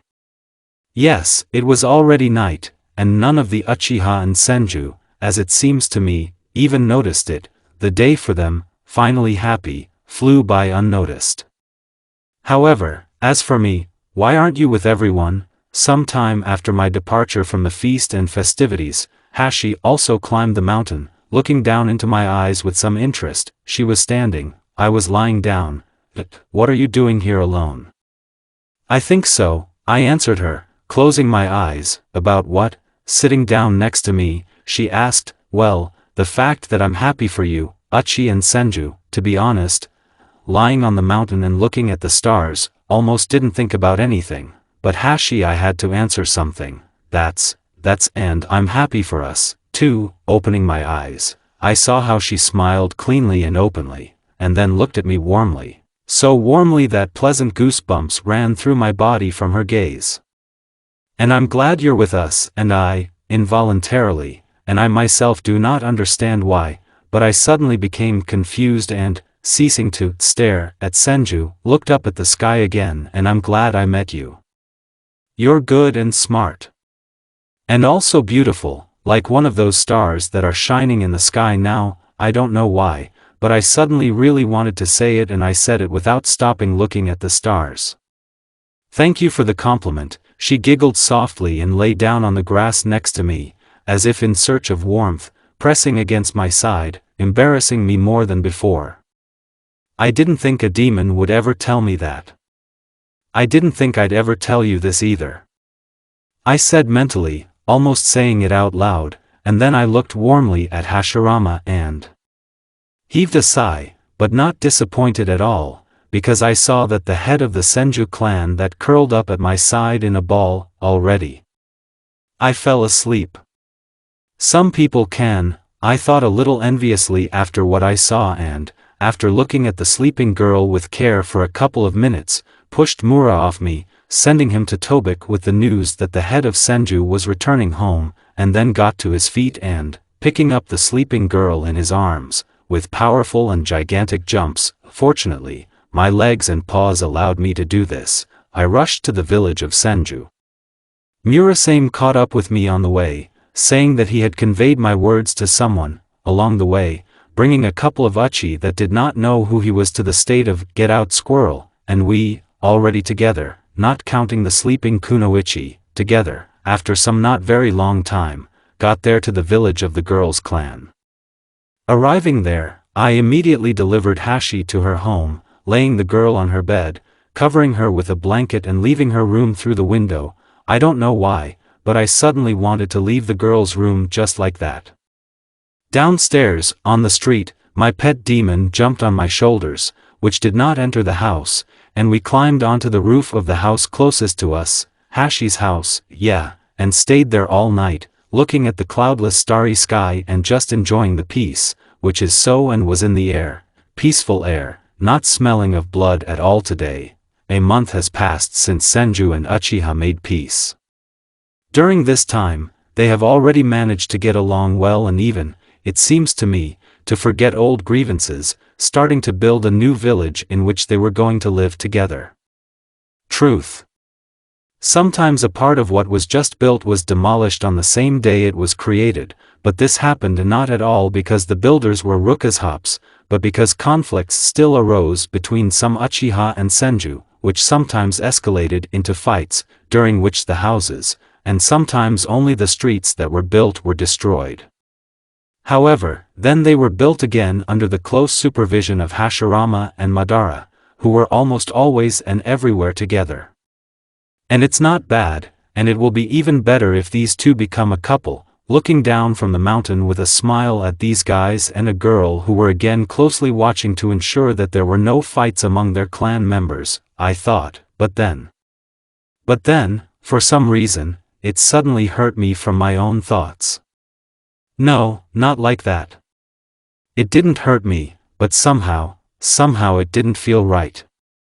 Somehow uncomfortable and lonely, as if I myself had just given up something that was vital to me, like air, but why I had such a feeling in my heart, I didn't know yet. Or rather, I just didn't understand. What are you looking at so darkly? Murasame asked me, who had been lying on my lap for a long time and, just as I was looking down at how the future Konoha was being built, yes, no matter what, shaking my head and ceasing to try to understand why I was suddenly sad melancholy, I calmly answered him, I was just thinking, about what? That's a curious cat. Yes, about everything in the world. I made a grimace, and then asked the cat himself what I wanted to ask him a month ago, but constantly forgot to do it. By the way, how long will I live? You, sitting down, the cat made a thoughtful look, and then said, well, 1,000 years, and maybe more, if you don't die. Does that mean I'll never grow old? For some reason, this thought made me a little sad. Does that make you so sad? The mustachioed demon looked at me slyly. Have you never wanted to be forever young and live a long time? No, probably, I shrugged, because I really didn't know the exact answer to Mura's question. I've always just had no time for such thoughts. And why are you thinking about it now? The cat continued to look at me with interest. Well, probably because I'm not a human anymore, and I know that the bijou are, in fact, immortal. I answered him honestly, and I'm Buju now. That's, well, you're not exactly a bijou and you know it yourself, Murasame chuckled. You're a kitsune demon and you won't come back to life as a tailed one if you die. The fox's body will be reborn, but your soul will not. The new fox will be someone else who will be very similar in spirit to you. And he, too, will be a kitsune, whose soul will someday leave this world, and his body will be reborn again. I see, I said, closing my eyes, and then dissatisfied boyish and girlish screams and curses reached my sensitive ears. Near the mountain itself, below, children were swearing, and not just swearing, but clearly going to fight. To make sure of this, I looked down from the mountain and saw 5 children, 3 boys and 2 girls. 2 boys and a girl were Senju, and the other boy and girl who stood in front of them were from the Uchiha clan. And these kids, which I could see even from above, were really going to fight. More precisely, the boys were going, and the girls were clearly trying to calm them down, but they couldn't do it, which clearly upset them. Shall we separate them? Looking in the same direction I was looking, Murasame asked me with a sly smile. Of course, I nodded, grinning, and, putting the cat on my shoulders, jumped off the mountain, not at all afraid of crashing, because now I was not afraid of falling from quite high altitudes. My demonic paws, legs, arms, like my body, were very strong, and therefore, landing on them, I didn't risk breaking them at all and breaking my neck jumping down, and now I landed on the ground without any harm to myself, only raising a cloud of dust, and very surprised by my appearance of the children, seeing my landing, instantly fell silent, staring at me as at the 7th wonder of the world. Look, they're quiet, noticing the obvious, he said with a satisfied smile that he did not fall off my shoulders even when I landed. And before that, they swore like that. That's just because of what, I wonder? I asked the children, not without interest, who, apparently having moved away from surprise, almost all, as one, frowned with displeasure. Only one girl, who was an Uchiha, hid behind a friend or brother, timidly now looking out from behind his back. None of your business, demon. To my great surprise, the Senju boy, who had ash-colored hair and black eyes, growled back at me. Oh, not mine? I grinned rapaciously and released a small wave of ki, which covered all the Nido shinobiks. And whose, then? Well, this is. The ash-haired man's arrogance has clearly decreased, and he, like everyone else, now looked at me a little scared. You what? The second wave of ki. I didn't do anything wrong just now. I just jumped down to you from the mountain and asked you what you were fighting about. And you started being rude to me right away. It's not good. The black-eyed man nervously gave out to Senju again, and the Uchiha boy, who was clearly already able to cope with his fear, said loudly, we are fighting because of the fact that these two, a nod in the direction of the Senju boys, they bullied my sister, calling her a weakling and a future corpse. But she's not weak at all. Yui is just very young, that's all. And they also said that it was not worth making peace with the Uchiha, and that we had to kill everyone so that the world, you see, would become cleaner. Urads. You should have been killed yourself. Quiet, quiet. Mura said, and the boys who had rushed into battle looked at me again. I heard you, young Uchiha, menacingly flashing my eyes, but not letting go of Ki anymore. I sat down on my crossed legs. And you are right to protect your sister and the clan, but you are wrong, believing that all Senju are bad and that they need to be killed, just as these two are wrong, believing that Uchiha should be mocked and insulted. Hey, you fox! Ashen-haired man shouted again, emboldened again. What are you doing? You're kind of for us. You're the fox of Hashirama. I'm my own fox. Baring his fangs and covering the screamer with a rather powerful wave of ki, I growled angrily, and the boy, hearing this and feeling my rage, quietly and fearfully yelled and involuntarily sat down where he had been standing before. I don't belong to anyone, just like each of you.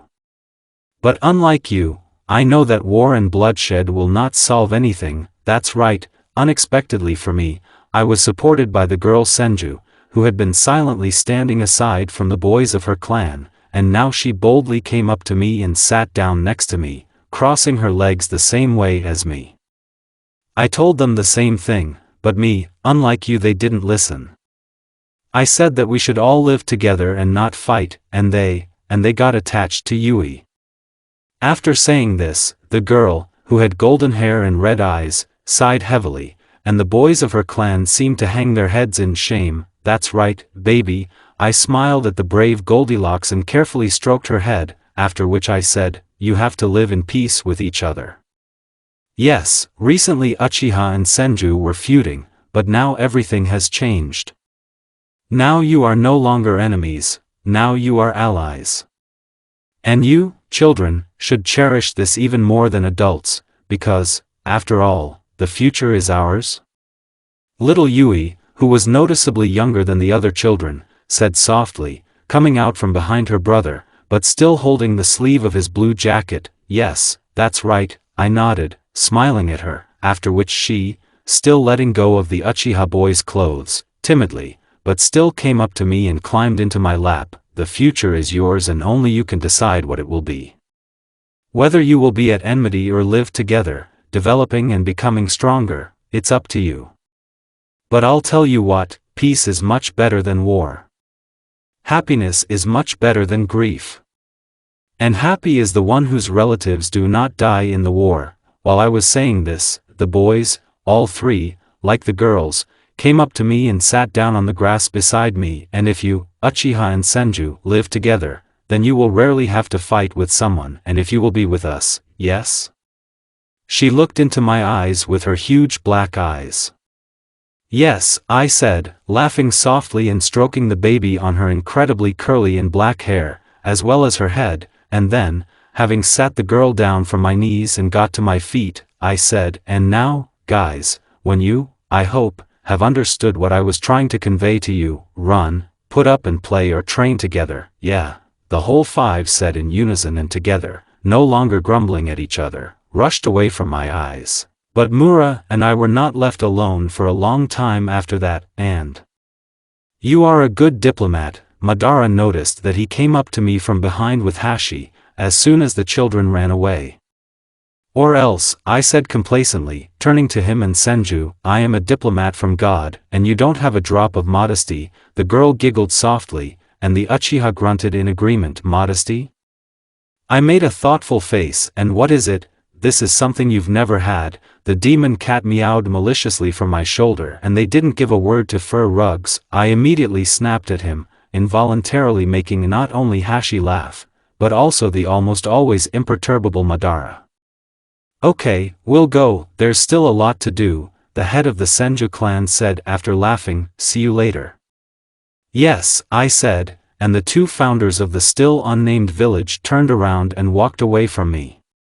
"Let's go together, and the two of them look good together." Mura remarked that, like me, he was looking after them. "Yes, not bad." I sighed heavily, again feeling a strange pain in my chest. "But you like her?" The cat immediately noticed that he clearly heard the pain in my voice. "Yes, it looks like it," I said softly and, turning around, slowly walked along the path that led me back to the mountain. "But it doesn't matter, because I shouldn't be with her, because I'm not from this time, I'm not even a person anymore. And she should be with Madara. It will be better for everyone, but not for you, as it seemed to me, or maybe it didn't seem to me," the black demon said sympathetically, looking into my eyes, and I, trying to drown out the pain that burned my soul and heart with an effort of will, I said bitterly, but confidently, "It doesn't matter what happens to me. The main thing is that my loved ones are happy, and that there is no war. And my real feelings, I will hide them, drown them out and never show them to anyone, remaining a faithful guardian of Konoha and my friends. It will be difficult." I felt that he wanted to support me and was grateful to him for that. "But I'll manage." Looking seriously ahead, at the path that led up, and the sky, I said, "I can handle it, because it's necessary. A couple of days after I separated the Senju and Uchiha clan guys, the same kids asked to see me as an apprentice. After Senju and Uchiha made peace, the adult representatives of these clans were not at all up to the upbringing of young shinobi, and the children now learned everything almost independently. The older ones, after all, sometimes, yes, paid attention to the upbringing of their children. But this was not enough, and now the guys, who already know that I will not harm them, came to me with a request that I teach them something useful for any shinobi. What about me? And I was not against it at all, and now for a week I have been teaching quite capable guys what they could use in their ninja life.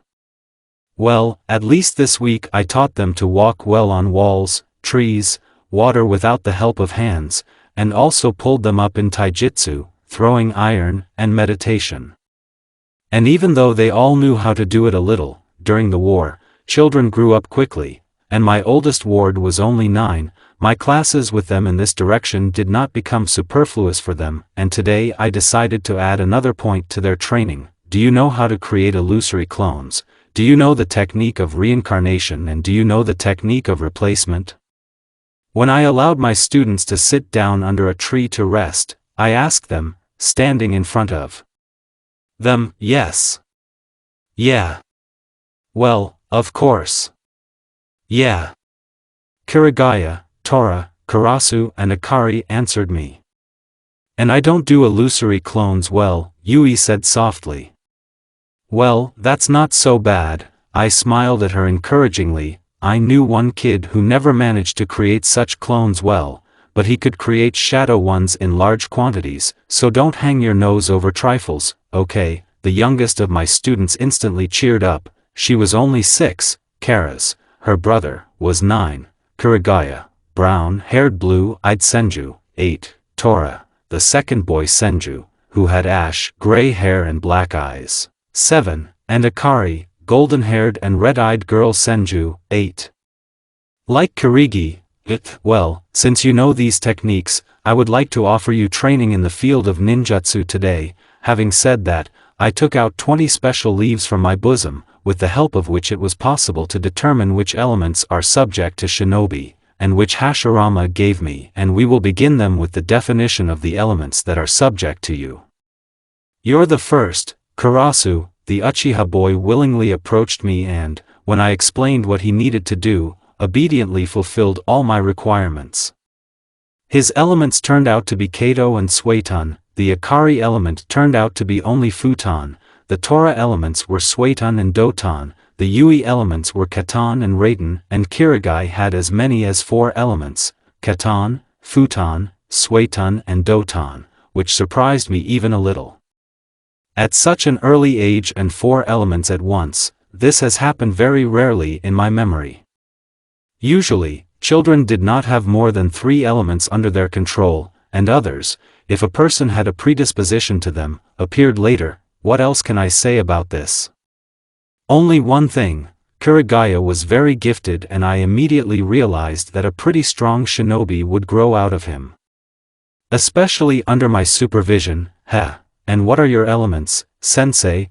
When all my wards passed the test, the curious Yui asked me. Well, I have only one, because I am a demon. Yes, after I became a fox bijou, there was only one element left, and this element was, and my element is Kato. Yes, Naruto is a fire fox. It sounded above my head. And then Murasame jumped down from a tree on my shoulders from above, so big, warm and fluffy. Don't push yourself, my prodigal cat, I hissed back unkindly. And then what? The demon made an onion face. I just gave you a couple of compliments, and you want to announce the death penalty to me right away, don't you? Make compliments to the cats you run away to every night, but I shouldn't do them, I said more angrily, while my students no longer restrained themselves from laughing at our altercation with Mura. Otherwise I really will execute you by drowning you in front of everyone in some puddle. Oh, how formidable we are, lying down on my shoulders, the cat said contentedly, closing his eyes, knowing that I wouldn't really do anything bad to him. Right? TS, I'd said discontentedly. Cooling down, I couldn't stay angry at this narcissistic blockhead for a long time. And then involuntarily I heard someone not far from me, Mura and my students, sobbing. And if at first I thought it was just my imagination, then after listening more closely and trying to find the chakra of the one who was supposedly crying in the forest, and I taught the kids in the forest, at a decent distance from Nido Konoha, I realized that there is Izuna not far from us. And I realized that she was really crying, and when I realized that, I decided to talk to her and find out what happened. More, I said, take the guys to the village. Okay, the black demon meowed and, jumping off my shoulders, told the children to follow him and led them to where I said, and I, abruptly pulling away from the place, ran pretty quickly to the place where Madara's sister was, and she was on a branch of a tree that grew near the river. She was sitting on it, pressing her legs to herself and wrapping her arms around them, and, as if not paying attention to anything around her, she was crying quietly but bitterly. Aizu, going quietly to the tree on which the girl was sitting, I quietly called her by name, and when she heard me, she shuddered and looked at me a little, as it seemed to me, frightened. Naru, I saw obvious surprise on her tear-stained face. And you? And what are you doing here? Well, smiling slightly, I easily climbed onto the branch that was next to the one on which Uchiha was sitting. I was teaching some kids nearby, and then I felt you, and I heard you crying, so I came to find out what was the matter. What's wrong, Aizu? Nothing, the girl muttered softly, wiping tears from her eyes with her hand, turning away from me. It's all right. Well, I wouldn't say that, I chuckled and whispered softly. Aizu, you know that I am not your enemy, but your friend, and you know that I will always help you no matter what happens, so you can tell me about what worries you or depresses you. You can tell me about everything, and I will help you in any way I can by hearing what you tell me. You won't be able to help me this time. The girl looked at me again and smiled mirthlessly. But you won't leave me alone until I tell you what happened, will you? Yeah, I nodded, and Izuna, sighing heavily and looking at the rushing river, said, it's all Tobirama. I'm crying because of him. He, even though we, the Uchiha, and they, Senju, have made peace, still can't stop hating us, the Uchiha. And especially me, his old enemy. He sometimes follows me around, criticizing my every move and swearing with every guy of my clan that I talk to. Then he sends me, accusing me of everything that a living person can be accused of. He sometimes pretends that he wants to help me in this or that matter, then tries to stay away from me, as if I'm some kind of leper. Sometimes he jokes at me, sometimes he doesn't even want to talk to me. He causes me so much pain that I even think it would have been better if you hadn't saved me then and I would have died. Don't say that and don't even think, I said, having seemingly understood why Tobik behaves like that with a girl, smiling warmly at Uchiha and Tobirama. And what do you think about him and feel when you see him? I think that he is an overgrown fool, with an inflated ego, who does not notice anything and no one except himself and his clan. Izuna shouted angrily, thereby letting me know that she feels the same way about Tobirama, which, perhaps, he feels about her. Otherwise, she wouldn't be crying, you know. It seems I can still help you. Guessing what might be going on with these two, I grinned slyly. How? She chuckled mirthlessly. Will you stuff Tobirama's face? I don't think it will help. No, I'm not going to hit him. I shook my head. I'll just tell you something that will help you. And what? Oh, great tail talker. Aizu looked at me skeptically, because she stopped crying a couple of minutes ago while she was telling me about Tobiram. So Tobirama doesn't hate you, I said. He was taught, all his life, to hate Uchi and fight. And he learned it, almost perfectly, but only here. Only here he could not completely hate one Uchiha. He couldn't completely hate you, and do you know why? And why is that? She asked me incredulously.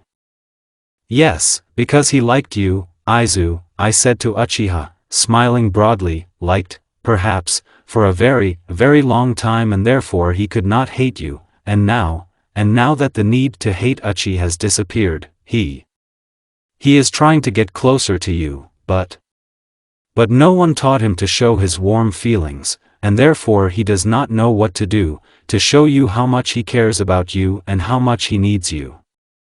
And to understand what needs to be done, he is still hampered not only by the lack of experience that he could get from adults who are not obsessed with battles and war, but also by fear. The fear that you will reject him, because you have been enemies for so long. And being rejected by someone you love is painful. It hurts, and everyone who loves is afraid of it. After all, being rejected by a loved one or a beloved is the same as losing a loved one or a loved one. And the loss of loved ones is the most terrible thing that can happen to a person. So you're saying that he loves me and that's why he torments me? The girl looked into my eyes in surprise. Yes, and in order for him to understand what he needs to do in order not to offend you and not hurt you, you have to teach him what to do. You have to be patient, gentle, and sometimes even fragile, so that he sees that it's easy to lose you and becomes neater, kinder, bolder and more gentle, I confidently told her, and sometimes you will need to be confident and steadfast so that he understands that you can fight back if he goes too far and becomes more patient, balanced and smarter. Well, of course, if you want this blonde jerk to be next to you. Well, if you want him to leave you alone, then, no, she said confidently, jumping down from the tree branch to the ground. I want him to be there, because he's strange, but I need him like air, even though it's not right, because he's Senju, and I'm Uchiha. But now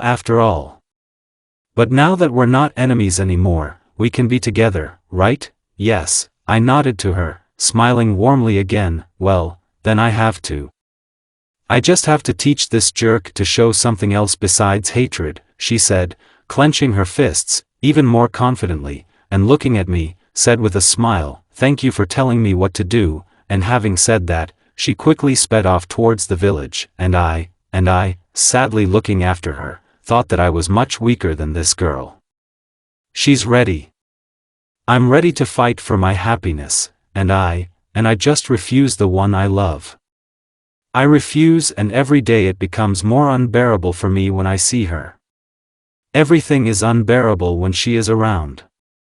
And therefore, although I will continue to look after Konoha and peace in the world, I will leave Konoha and her. Thinking so, I decided to do what I planned today, but first, I still had to say goodbye to Hashi, say goodbye forever. Returning to Nido Konoha for lunch, I walked around the village, mentally saying goodbye to her. Damn, how it hurt me, but still, I had to leave this village, but I could not leave it without saying goodbye to it. With her and with Hashirama, whom I soon sent to Muru, to whom I informed about my decision, which he did not like at all, because the cat, although he was a demon, did not want to live in the forest at all. But, although he did not like it, he still accepted my decision and rushed off after Tobirama's older sister, whom I told him to bring to the mountain that towered over the village, which was almost completed, and I, when he rushed off after the girl, sighed heavily, climbed the mountain myself and began to look sadly at the village from it, involuntarily realizing that I don't want to leave here at all, but at the same time I still can't stay, and it was literally killing me from the inside out, suffocated, not allowing you to breathe freely. Did you call me, Naruto? Suddenly, a voice that was painfully familiar to me sounded behind my back, my beloved Senju. For some reason, I didn't notice how she came up to me at all. Although, I didn't even notice how I grabbed myself by the collar of the white and red jacket that I was wearing. I grabbed him as if he was a lifeline that could save me from the loneliness to which I am condemning myself. Oh, yes, letting go of my clothes, turning to Hashi, I smiled shyly, and my healthy black cat immediately jumped on my shoulders. And I'm glad you came. Well, I couldn't help but come, because I was invited here by Ketsune Kurama the Great himself, as all our people have already managed to call you. The girl giggled softly, but quite sweetly and fervently, coming closer to me and standing by my side, on the very edge of the mountain, but without ceasing to look at me. And I couldn't not come because my good friend and advisor called me here. That's how. Suddenly, for some reason, she was hurt by these words and the realization that I was and will forever remain only a friend for her, but I did not show it, smiling warmly and looking down at the undervillage of List again. Well, I'm glad you consider me your friend. Yes, no one has called me that for a long time. Well, no one except my cat. I tried to be a loner until I came to these parts and decided to help you, but now you are not alone. Her voice caressed my furry ears, and I would give everything in the world, if it were possible, to listen to this voice forever. You're one of us now. Well, no, I interrupted her with a mirthless grin. I have not become one of you, and no matter how grateful you are to me, and no matter how good it is for me to be with all of you, I am a stranger here, and to me, I'm not comfortable around people. I am a wild demon, accustomed to solitude and silence, and I will never get used to living next to people. What do you mean by that? Hashi was wary. There was a flicker of fright in her voice. I want to say, Hashirama Senju, that having said this, I looked into her eyes, and confidently whispered, that I'm leaving. What? Strange, but the fear, completely incomprehensible to me, was now not only in her voice, but also in her gaze. What?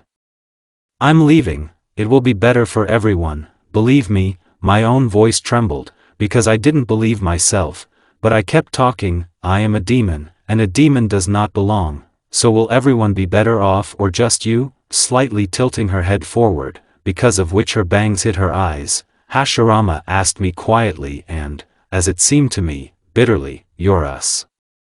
Do you hate people and don't want to be around us because? No, I don't hate people, it's just, damn, what makes her think that? Then you should have noticed that all people, Senju and Uchiha, consider you their friend. Abruptly raising her head, the girl looked at me with pain and resentment. And if you leave, it will mean that we all, each of us, will lose you. We will lose our precious friend. And this will make us all bitter.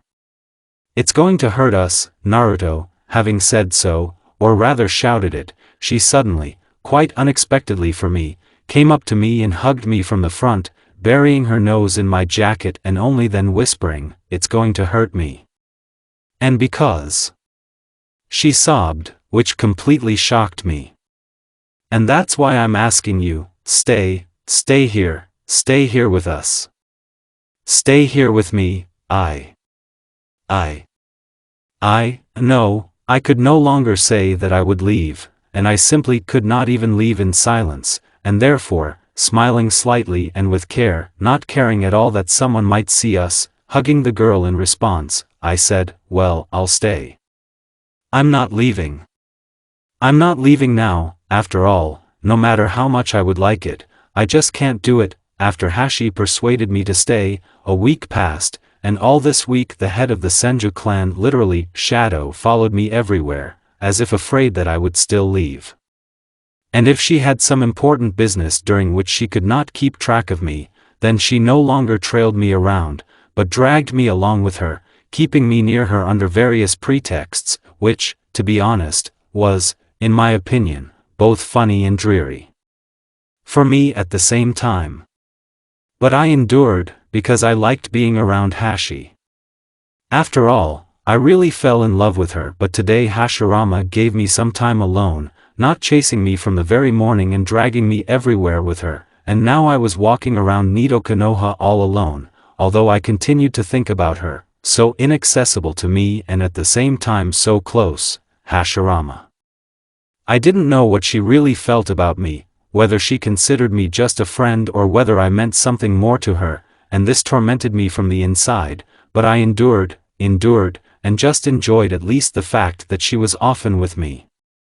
He enjoyed it and at the same time suffered, because he continued to hide what he felt for her, even though it was damn difficult. But I can handle it, I thought with a sad smile, when suddenly, how suddenly I smelled such a familiar and beloved smell from my earliest years. The smell of ramen that I exclaimed mentally, almost shouting it out loud, because I hadn't eaten my favorite ramen for quite a while, and then I took off and quickly rushed down the streets to this smell, wanting to taste my favorite dish as soon as possible. I ran fast, and my sense of smell was excellent, and therefore I quickly found myself near a small, rather inconspicuous, but, in my opinion, quite remarkable, ramena. Going into it and ordering a portion of ramen with meat, I had a good snack, but I was still a little disappointed with the dish, because, after all, this ramen was not exactly what I loved. Is something wrong? Noticing my disappointment, although I didn't try to show it much, a smiling young chef from the Senju clan asked me, "You didn't like the ramen?" "No, not at all." I hastened to assure him with a smile, It's just that your ramen is a little different from what I like. He's a little less than perfect, in my opinion." Oh, I knew there was something missing in my ramen. The cook exclaimed in frustration, "That's why I have so few clients. It seems that I am incompetent as a cook." "Bad cook? What are you? Jumping up from my seat, continuing to smile, I told him, "You're a great cook, You're just a little inexperienced.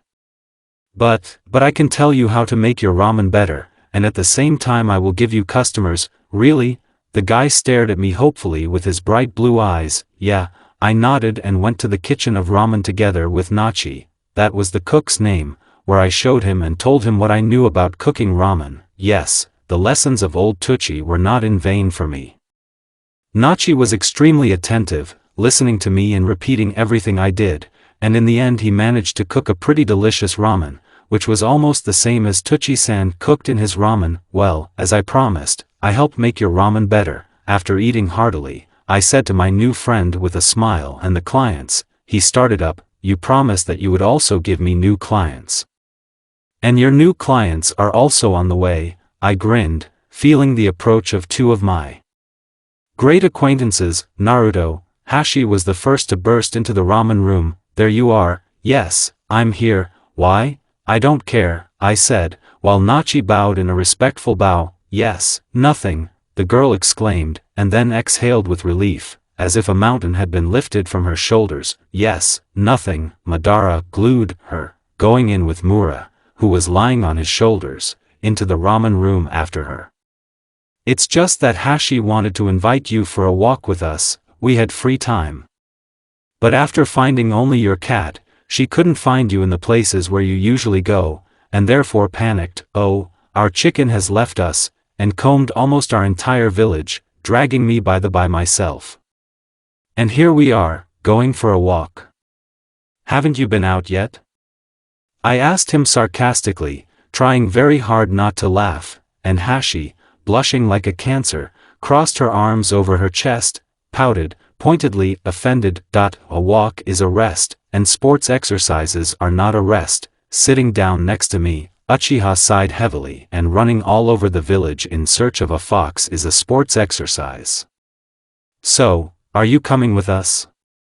Well, if we don't run, I chuckled, while Hashi also sat down next to me, but on the other side, and Murasame jumped off Madara's shoulders onto my lap, curling up on them. And if you eat in this ramen first, I don't like ramen, Madara immediately muttered, frowning, but then, seeing how I and Nachi, who had already stopped bowing, were looking at him pleadingly, he sighed heavily and said, but if you ask me so, then I think I'll eat one small plate. But in the end, he ate not a small plate and not one, but 3 large full plates of ramen, and Hashi ate 5 of them, saying that she had never eaten anything tastier before. And after that we still went for a walk. Let's go for a walk together. After leaving the ramenea, which I had even managed to love, Murasame, Madara and Hashirama and I, after briefly rummaging around the village, climbed the mountain and stayed on it, looking down on Nido Konoha, and just talking about everything in the world. We even had time to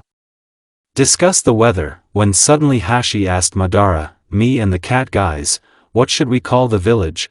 What do you mean? Madara did not immediately enter into what he heard. Well, the common village of Senju and Uchi is almost completed, or rather, although new buildings and, possibly, streets will also appear in this village, it has already been completed, and therefore it should be called somehow, the girl said, looking at the village. But how? What would you like to call her? Without giving Mura and Uchiha a word to say, I immediately asked her. Well, I don't even know, Hashi said with an embarrassed smile, glancing at me and Madara with the demon cat, and then, as if remembering something, exclaimed, although, no, I know. Let's, as the creators of this village, or rather, the heads of the clans that created it, and the demon that helped them in this, let's call this village Konoha. It's too easy, somehow, Red Eye grimaced, and I like it. I grinned, and then, looking slyly at Uchiha, I asked him, but I wouldn't mind hearing your version of what we should call the village. Well, Madara said, clearly confused, and then, turning away from me, he muttered, well, so be it, let it be Konoha. Yes, Konoha, I nodded, and then, looking at Uchiha again, who was clearly pouting at me and Hashi, I said, and it will be a big and strong village. But that's just. Any strong village should have a leader, and since our village belongs to more than one clan, this leader should also be called something. And how? Hashi asked me. I do not know. I immediately shrugged my shoulders, knowing perfectly well that our red-eyed friend and Hashirama should say this. Do you have any ideas on this, Madara? Well, turning back to me with Mura and Hashi, made a thoughtful Uchiha face, and then gave out. I think the leader of this village should be called Hokage, and he also said that I came up with a simple name for the village. Hashirama chuckled with a smile. If you don't like it, then, Uchiha was clearly going to take offense at me and Hashi specifically, but I didn't let him do it. We like it, I exclaimed, smiling broadly, and even wagged my tails a couple of times for persuasiveness. The village is Konoha, the leader of the village is Hokage. These two names seem to be created for each other. But that's just, what's wrong now? Not without interest, but already warily, the owner of the Sharingan looked at me. That's just who will be this Hokage? The cat raised his voice, asking what was needed for me. I know, right there, even, as it seemed to me, Senju exclaimed without thinking, they will be Madara. Why is it me? Hearing her, Uchiha was taken aback, clearly not expecting such a statement. Because you will be a good leader, without a shadow of doubt in her voice, the girl declared. Well, I think so, and I think the same. Deciding to support her, I nodded with a smile, and Mura did the same, purring approvingly. But, the brunette wanted to object to us, but I interrupted him again. No buts. I looked at him seriously and said, you will be a good leader, I believe in it. You are smart, reserved, brave and fair, and also, although you don't try to show it too much, you are kind, and all these qualities are the qualities of a true leader. But if you don't want to be one, Hashi and I won't force you, even though it will upset us a lot. Well, after a short silence that formed immediately after I finished speaking and stared intently, like Hashirama and Murasame, at Uchiha, said, closing his eyes and smiling slightly, "Madara, I won't upset you. He whispered softly, and then, opening his eyes, he said loudly and confidently, "I will become a Hokage." Cool, right there, the demon cat, whom everyone in Konoha considered my pet animal, and who did not particularly object to such a general opinion, shouted loudly and joyfully, "Great! Great, that's not the word." At the same time with the girl Senju, I smiled and said, after which we still stayed on the mountain for a while, and then we went back down to the village, where I was already going together with Mura, who again, as usual, lay on my shoulders, to leave Uchiha and Senju, when suddenly they grabbed my hands and, saying in chorus, "Come with us," dragged me somewhere along the streets of Konoha. However, they dragged me for so short a time. After dragging me through a couple of streets, they stopped at the outskirts of the village, which was not far from the mountain on which we had recently been sitting. We stopped on the outskirts of the village and, near a two-story house that was obviously built quite recently, at least I didn't see it here last week, and my students and Izuna and Tobirama were standing, smiling. I didn't understand, but what kind of house is this and why are you guys all gathered here? Not understanding at all what was going on, I asked them all, finally released by my friends. "This is your home," Hashirama answered for everyone, Ours and Mura's. "After all, you have long since stopped spending the night at my and Tobirama's house, even when we got our own house here, so I thought that you shouldn't live on the street, as you have been doing lately, sleeping on the roofs of other people's houses, and I built you a house with the help of wood technology, and Izuna, Madara, Tobirama and your students decorated it and brought furniture to it. And now, having gathered here all together, we are giving this house to you, hoping very much that you will really like our gift, and you will live in it." "You like him, don't you?" Yes, to say that I was in shock is not to say anything, because I was in complete shock. They all built a house for me. For me, the demon is home. Yes, it looks like I really mean something to them. Yes, calming down and thinking so, I involuntarily smiled, involuntarily feeling emotional, and then quietly said, "Thank you all for this wonderful house." "Thank you very much, you're welcome, for everyone," Madara said to me in response, smiling broadly and openly, which he did quite rarely, and we, all of us, went to my new home to celebrate my housewarming, because, as it turned out, these Gavriks had even prepared food and drinks for this the moment, and we celebrated until late at night, after which my guests and friends, almost all of them, said goodbye to me and went home. Only Hashi, to my surprise, stayed with me, having fallen asleep on the sofa in my new living room. That's because, I involuntarily smiled when I saw this. When I went out to see off Madara, who was the last to leave, she was still awake, I whispered softly, and then, covering the girl with a fluffy blanket and, unable to resist, kissing her on the forehead, I went upstairs to my bedroom, in which I sat on the windowsill and, opening the window, which was quite large, he began, together with Murasame, to look at the stars that burned brightly in the sky. That night I couldn't sleep for a long time, although nothing tormented my soul. I just couldn't sleep and, looking at the stars, I thought warmly about those who were now next to me and who really considered me their friend. And I also thought about Hashi, who was sleeping in the living room of my house, and was closer to me than ever. But at the same time, so far, it's still too far from me, but it didn't bother me, because I wanted her to be happy, and whatever she chose, I was ready to accept her choice and just be there for her if she didn't choose me. After all, I've finally fallen in love with her now. 2 months have passed since the day I got a house, and Konoha got her name. During this time, the village hidden in the foliage grew decently and became the official shinobi village of the Land of Fire, whose leader was Hokage, the first Hokage Madara. Many ninja clans began to move to Konoha, and ordinary hard-working residents also had a decent time. Local shinobi, who now wore headbands with the sign of Konoha, began to give ranks and monetary tasks, and what about me? I lived in the village hidden in the foliage, being here something like a local symbol of tranquility and the guardian of Konoha. Yeah, that's right, although some people began to consider me something like a local deity, which annoyed me a little, because I didn't aim at gods. I don't need it.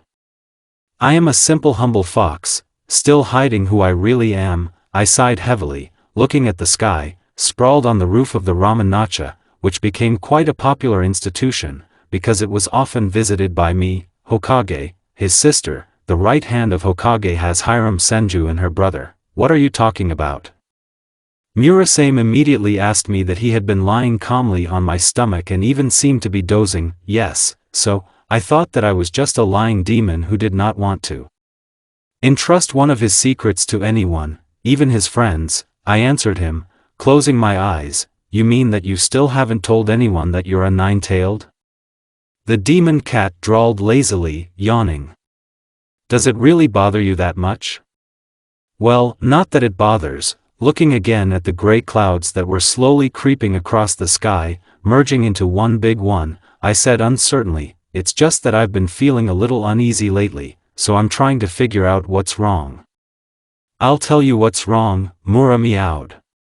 Too calm, that's the thing. It can be so calm only before a big storm, you think? I asked him, sitting down and picking him up, who almost fell off me, in my arms. Yes. The red-eyed black cat nodded seriously, and then, smiling slyly, purred, or you're just bored, so you're messing around, digging into yourself and others. Probably, I chuckled, not going to deny it, because I really have been a little bored lately. Well, I don't like it when nothing interesting or unusual happens, and then, as if someone had read my thoughts, something happened that was not usual for the current Konoha. I felt the chakra. Someone else's chakra, but it wasn't that made me open my eyes wide in surprise, but the fact that, for some reason, such a chakra was familiar to me. But not so familiar, as if I felt it already and met its owner, but as if this person, whose chakra I felt, was for me, native. He was my relative. What the hell, I involuntarily said, having not felt this before. Is something wrong? Mura immediately started up. I feel someone else's chakra, but at the same time all my senses tell me that this person is my own by blood. I answered him, and then exclaimed, but it can't be. Why can't it? The demon grinned slyly. It's quite possible. In this period of time, as far as I remember, Konoha began to take small steps in cooperation with Uzushio, which means that someone from Uzumaki has visited Konoha now, quite possibly, and it was him you felt. And I recognized him as a relative, because you are no longer a person, and demons smell their relatives. Although, you are not yet an experienced demon, and therefore you can make mistakes, and this person is not related to you and not even Uzumaki, but, in any case, I have to see for myself the stranger who visited our village, I said seriously, getting to my feet, and putting the cat on my shoulders, and if he is still Uzumaki, I have to greet him myself. Just carefully hide that chakra that you haven't shown to anyone before. Murasame gave me advice, and then many Uzumaki have good sensors, better than the sensors of other clans. Yes, you're right, more than ever, I nodded, taking the advice of the black demon cat, and rushed to run in the direction where there was a stranger to me, but it is quite possible that a native person. And since my legs were fast, I got to the place where the stranger was pretty soon and, squatting on the roof of the building, began to look with interest. The red-haired girl, who, desperately pulling out and cursing loudly, was being led somewhere by the Uchiha that were today the protection of Konoha's lands. She is clearly Uzumaki, also, like me. Having examined her more closely, Mura noticed, and I did not argue with him, because I agreed with him 100%. She was Uzumaki, and therefore I had to help her, and greet her, and therefore, deciding to do so, I jumped down in front of the Uchiha, who, seeing me, respectfully bowed their heads to the ground. Where did you manage to catch such a beautiful and young girl?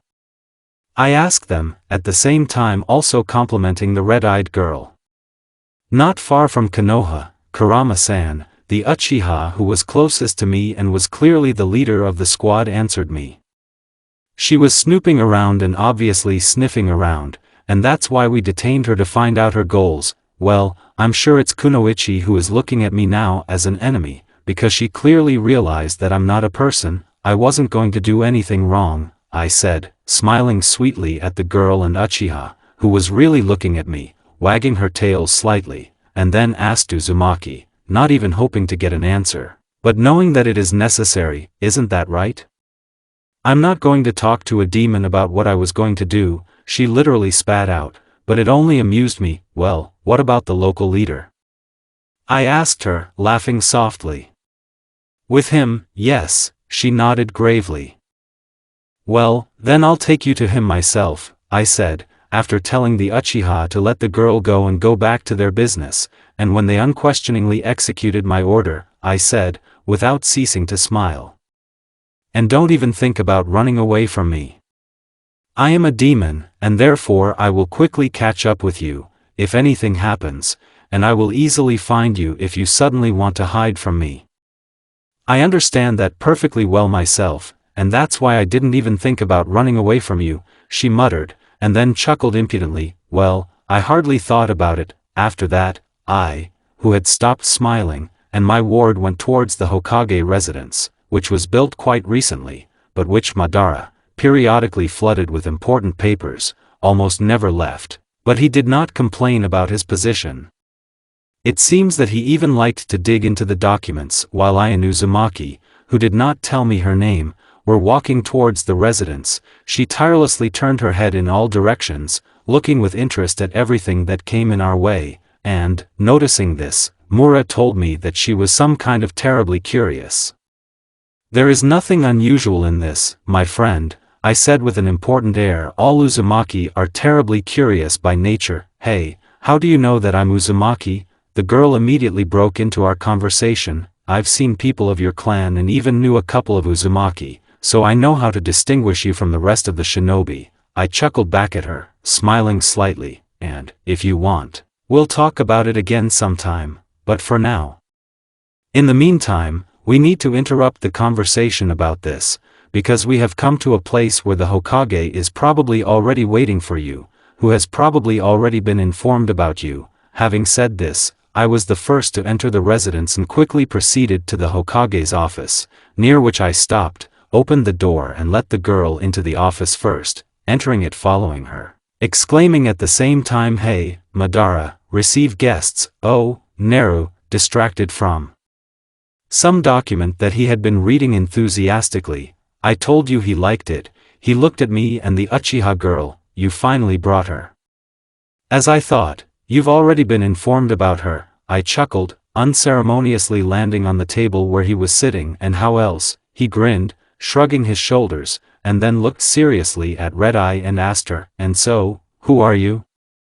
"I am Uzumaki Akari, the youngest Haim of the Uzumaki clan." The girl introduced herself, bowing respectfully. "Uzumaki?" I immediately saw surprise in Madara's eyes. Well, he had heard about Uzumaki, he told me about it himself once, but he clearly did not expect that he would ever have to meet at least one of them. "And what brought the Haim of this mighty clan to the gates of my village?" "My father sent me here. He wanted to learn more about such an unusual village as yours and, if he likes it, conclude a peace treaty with you." Akari stopped bowing and answered him. "I had to observe Konoha and its inhabitants from the side, and then send a message to my father with a full report on what I saw. But your shinobi turned out to be quite attentive and soon caught me. Is that a bad thing?" Red Eye asked her, not without interest. "No, that's great," the girl chuckled. "Weak shinobi couldn't catch me, and your shinobi are clearly not weaklings, they proved it.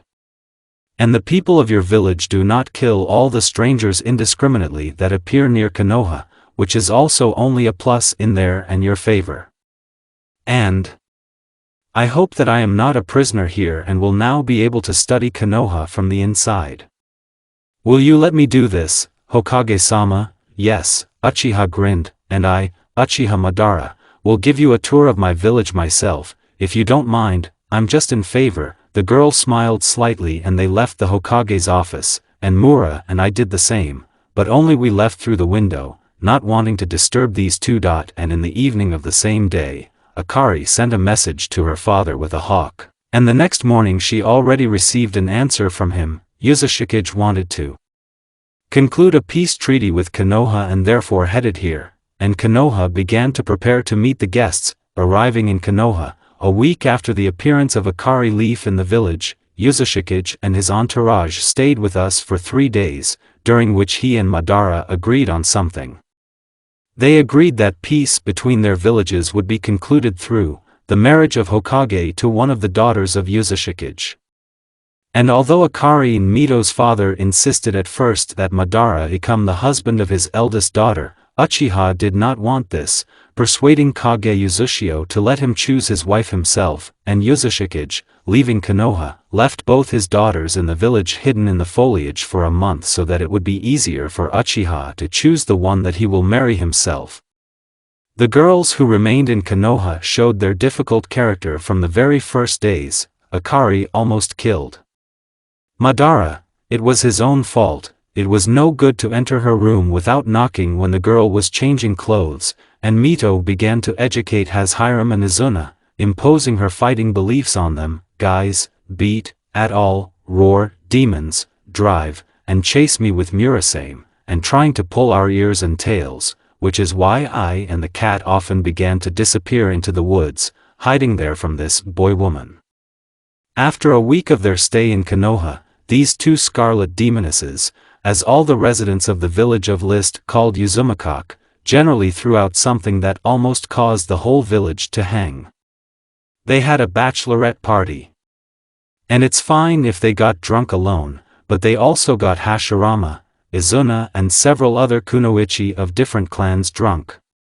After that, a drunken group of girls went for a walk around the village of List, simultaneously chasing and taking out the brain to everyone who was not feminine. But most of all, after all, Mura, Madara and Tobirama got it. Madara was almost cut, Tobirama was almost killed, Mura was almost squeezed to death, and my tails were almost torn off. And, as a result of this, all 4 of us escaped into the forest and hid there, hoping to live until the next morning. All night we did not sleep, anxiously listening to the noise and explosions that came from the village.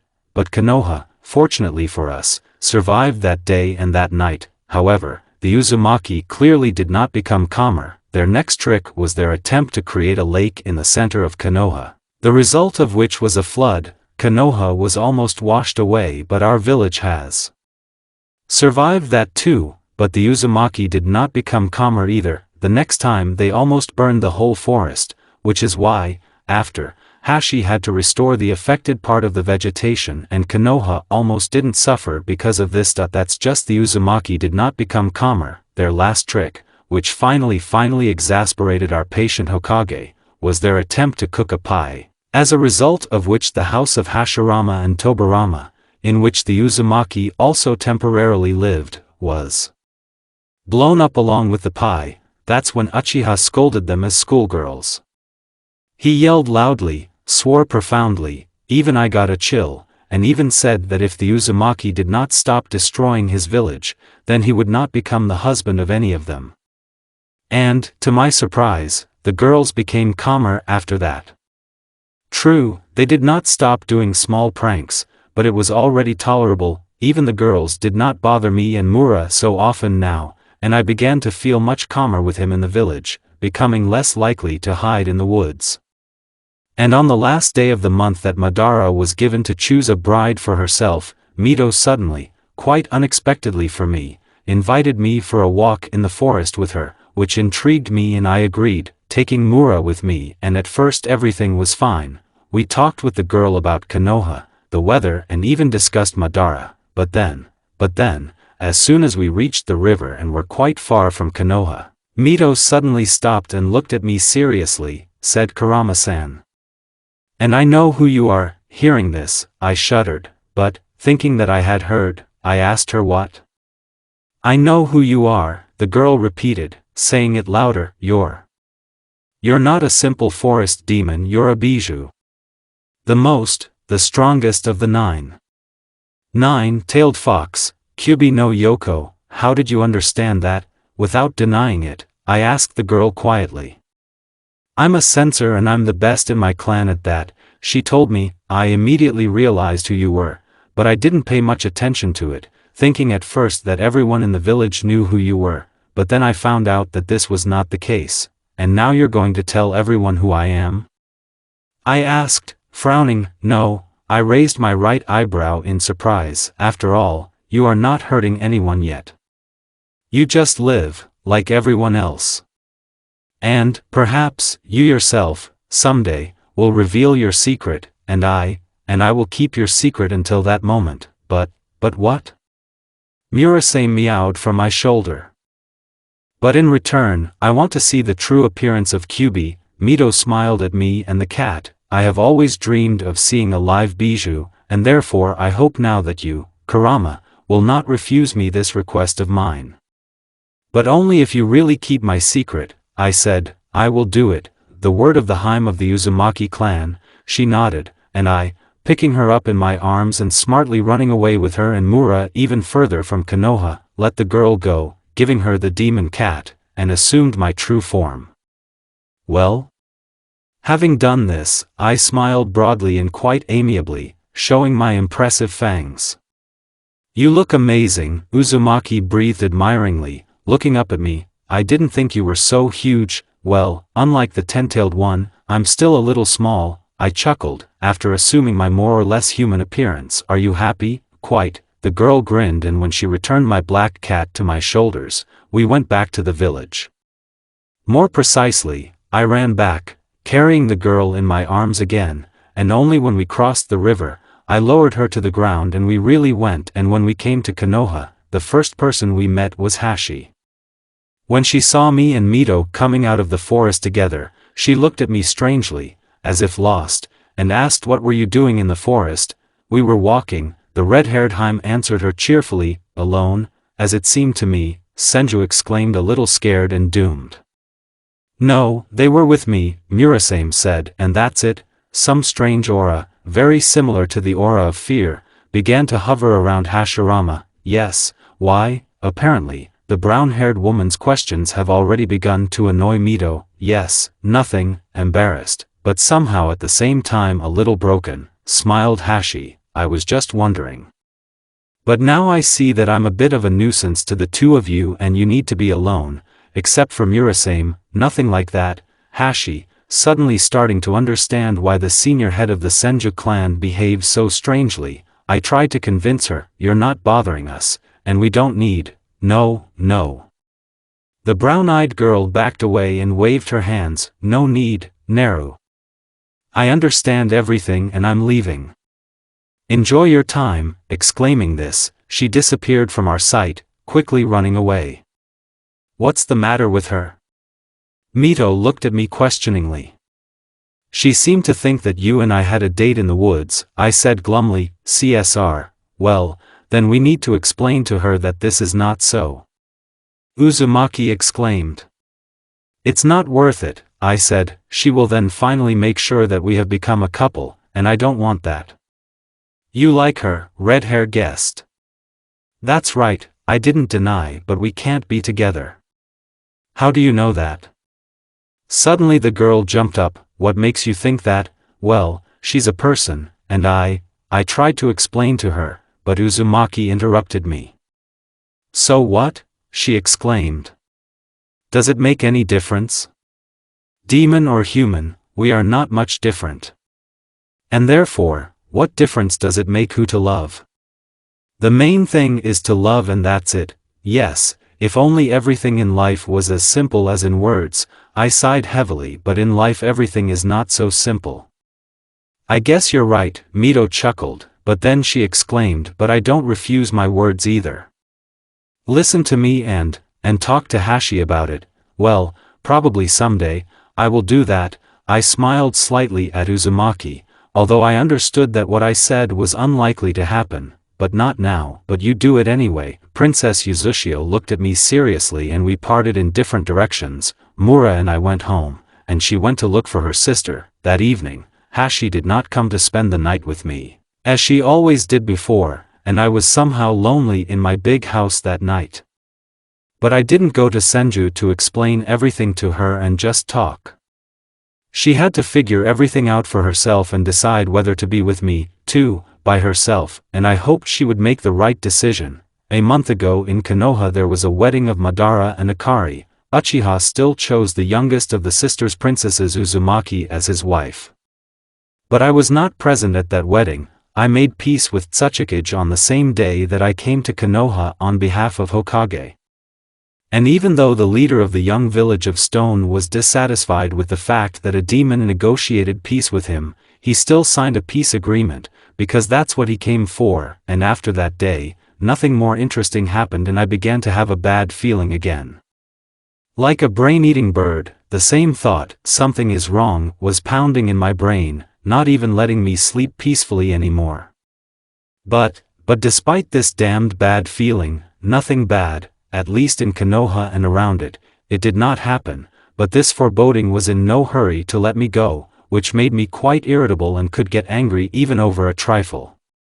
And when I was angry, only Mura could calm me down, and therefore, knowing this, the cat completely stopped leaving me alone, for which I was immensely grateful to the demon, although, probably not only the demon cat could calm me down, but Hashi could also calm me down, but she started avoiding me after she saw me in the company of Mito. Senju even almost stopped communicating with me, which made me doubly sick.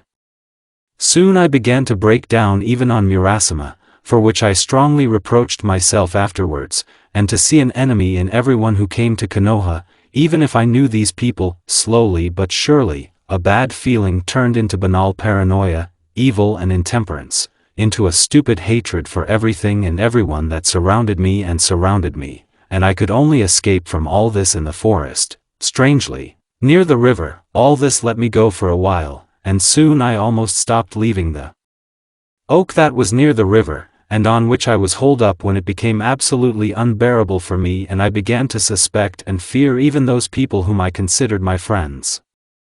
I think I'm just going crazy, once again hiding from almost the whole world in a tree, which was almost my second home, I thought darkly and wearily, as if I had briefly regained my sanity. The murmur of the river, the purring of the cat by my side and the whisper of the wind in the oak leaves calmed me, as if bringing me back to reality from a strange dark viscous pool of madness into which I was slowly but surely sinking, as soon as I left here.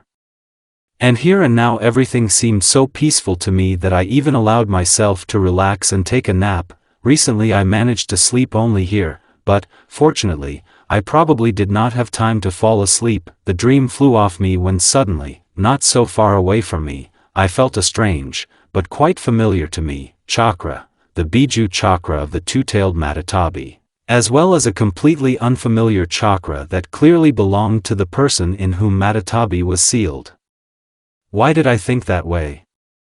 And because the human chakra seemed to envelop most of the demon's chakra with a thin veil, but at the same time it was itself in the Bija chakra, which made me understand that the person, who was definitely Jinchuriki, otherwise the demon could not get into his body, was either in the Bija mode himself, or Matatabi slowly, but it surely captures the body of its weak carrier. And my second assumption for some reason seemed more correct to me, which is why I woke up my faithful friend the demon cat and put him on my shoulders, left my beloved oak and went to the Jinchuriki of the cat, wanting to find out what was happening to him, and, in case what, help him or her. And as soon as I left the tree and went to Jinchuriki Nibi, how a strange bad premonition, which became my paranoia and my madness, let me go, as if it concerned this particular day and this event. And even though I was devilishly focused right now, my heart suddenly felt very calm and light for some reason, which was outrageously strange, but pleasant. It was as if I had thrown off the steel shackles that bound me and could now live and breathe freely as before. But first I have to do what I have to do, I thought, grinning as I ran, and picked up speed, and then jumped up a tree and froze there, quieting down, because I was already not far from the demon carrier that was moving in my direction, and I didn't want him to find me yet. I even hid my chakra extremely, although I was not sure that this would help me hide from another Bijou or Jinchuriki. Mura also became quiet, and so, from behind bushes and trees, the carrier of the tailed one quickly emerged, whose body was covered with a demonic chakra, and both tails of the Demoniscat developed behind him, although the person had not yet become completely similar to Matatabi. Animal madness and fear splashed in his, or rather in her, eyes. The body of the Bijou bearer was covered not only with chakra, but also with numerous cut and stab wounds that were slowly but surely healing. Looking at her, who suddenly froze and began to look around in fright, as if she sensed something was wrong, I felt not so far away, but still at a decent distance from me and Jinchuriki Nibi, the chakra of 5 people who confidently moved along the same path that Kunoichi Jinchuriki, for which I was able to conclude that they pursued her clearly not out of good intentions. Perhaps it was they who cut her, probably wanting to either grab her or just kill her, which was less likely.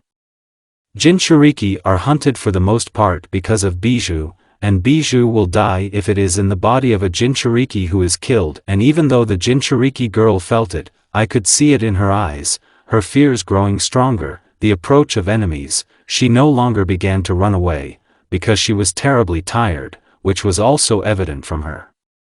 Instead of fleeing, she only prepared for battle, crouching on all fours and hissing furiously when the enemies finally got to her. We got there and immediately, like the girl, without noticing me and Muru hiding, attacked, throwing a dozen kunai and shurikens at her, but did not hit her. The girl deftly dodged the pieces of iron, but immediately collapsed to the ground, receiving a heavy kick in the ribs from one of the attackers. After rolling on the ground and losing the demonic cover, the Bija chakra disappeared, went out, returning to the girl's body. As soon as the enemy only kicked her, the girl barely got up on all fours again, and tried to get to her feet, but could not, again collapsing on 4 limbs and growling painfully, like a real cat, cornered by an angry dog. And her enemies, clearly thinking that they had won, sneered maliciously, and then 2 of them created a small fireball and launched it at Jinchuriki, clearly wishing to finally finish her off, but at the same time leave her alive. But I didn't let them do it. Jumping right in front of the girl, I deftly hit off the fireballs with one of my tails, which, like balls, flew back to those who created them, but did not hit these guys. The shinobi, with the protectors of the village of sand, managed to jump aside, dodging the fire balls.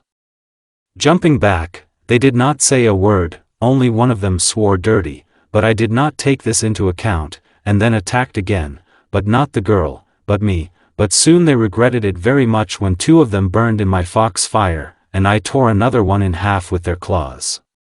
The remaining couple, clearly realizing that their attack simply choked, tried to escape, and one of them even almost succeeded, but I overtook him, but did not kill him like the first of this pair, but left him alive, only slightly crippling him. Still, it will be necessary to interrogate at least someone besides the Jinchuriki herself, to find out what kind of fight they arranged in general. I gave the surviving Sandman to Murasama, who, although small in size, instantly rushed off with this shinobi on his back towards Konoha, and I myself returned to Jinchuriki Nibi, who had already, to my great regret, lost consciousness. But perhaps it was even for the best. At least I was finally able to see her. The girl I picked up from the ground had short ash-colored hair, dark skin, a black tattoo in the form of a rose on her right cheek, yellow eyes. I saw this when she was still conscious, and a hatai of the Cloud Village tied on her forehead, which I noticed immediately as soon as I saw Jinchuriki cats.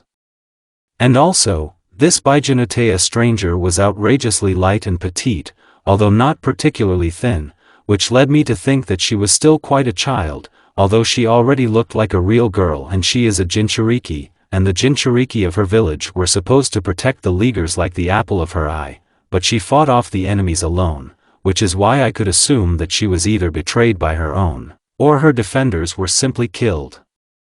I didn't particularly like both of these options, but it just couldn't be otherwise. But whatever it was, I had to deliver this kunoichi to Konoha, where she would certainly be helped and protected. I will take care of it myself. And so I carried her to the village hidden in the foliage, wanting to quickly hide where I would not be alone against the enemies, in case of anything, and now I may have quite a few enemies, a whole village. Yes, Suna will hardly forgive me for killing her shinobi if they find out that I killed them. Although they may be considered simply missing if their bodies are not found. Mura will have to be ordered to take care of this. We don't want any extra problems, right? With grief in half.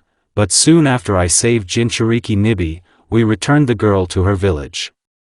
More precisely, Madara and Hashi were returned. I tried to stay away from her all the time that the Biju bearer spent in Konoha. I didn't want her to understand who I was until she turned out to be a chatterbox. Oh yes, it to the others. Therefore, when it was returned to the cloud, I breathed a sigh of relief. With the most real relief, because after what happened, for some reason, my paranoia let me go. Well, as soon as she let go, she only subsided, but did not completely disappear. I still felt that something was going to happen, but I already knew for sure that this something would not be ordinary and would certainly be connected with the affairs of the gods. At least one god. The one who wanted to hurt me. How did I figure it out? Yes, I just realized that I feel constant persecution, not because someone is following me around, but because someone is watching me from another dimension. And the gods, Mura told me this, live between dimensions and can quite observe any living being without even penetrating into his world. And I realized that a clearly not friendly god was watching me because his look often sends shivers down my spine. And it's not fleas at all, no, and feeling his gaze, I knew that soon he would make his move. I felt it. And I was preparing for this, but at the same time, he did not forget to live an ordinary life. I helped Madara with her chores. I went to the Ramanea. I taught my students, who were getting stronger every day and of whom I already had 10, 2 Sarutobi, 1 Nara, 1 Inuzuka and 1 Yamanaka also became my students. I talked to Murasame about gods and demons. They often sleep outside their house in trees. He guarded Konoha from enemies.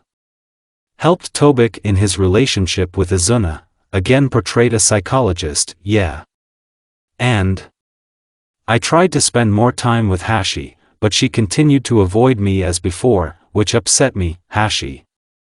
It was as if she was moving away from me more and more every day. It was as if I had suddenly become a stranger to her for some reason. And, unnecessary that it hurt me. And I started thinking about leaving Konoha again, when suddenly, Madara decided to gather all the Kage in Konoha for negotiations. He informed me about it first, hoping to get some good advice from me about it. And as much as I didn't like his idea and as much as I didn't want to avoid it, I advised him to get a Jinchuriki before this meeting in order to have a strong advantage over the rest of the villages. Jinchuriki? Hashirama repeated that she had also arrived at Kage's office at Madara's call and knew everything that we had talked about that evening. And where are we going to get it?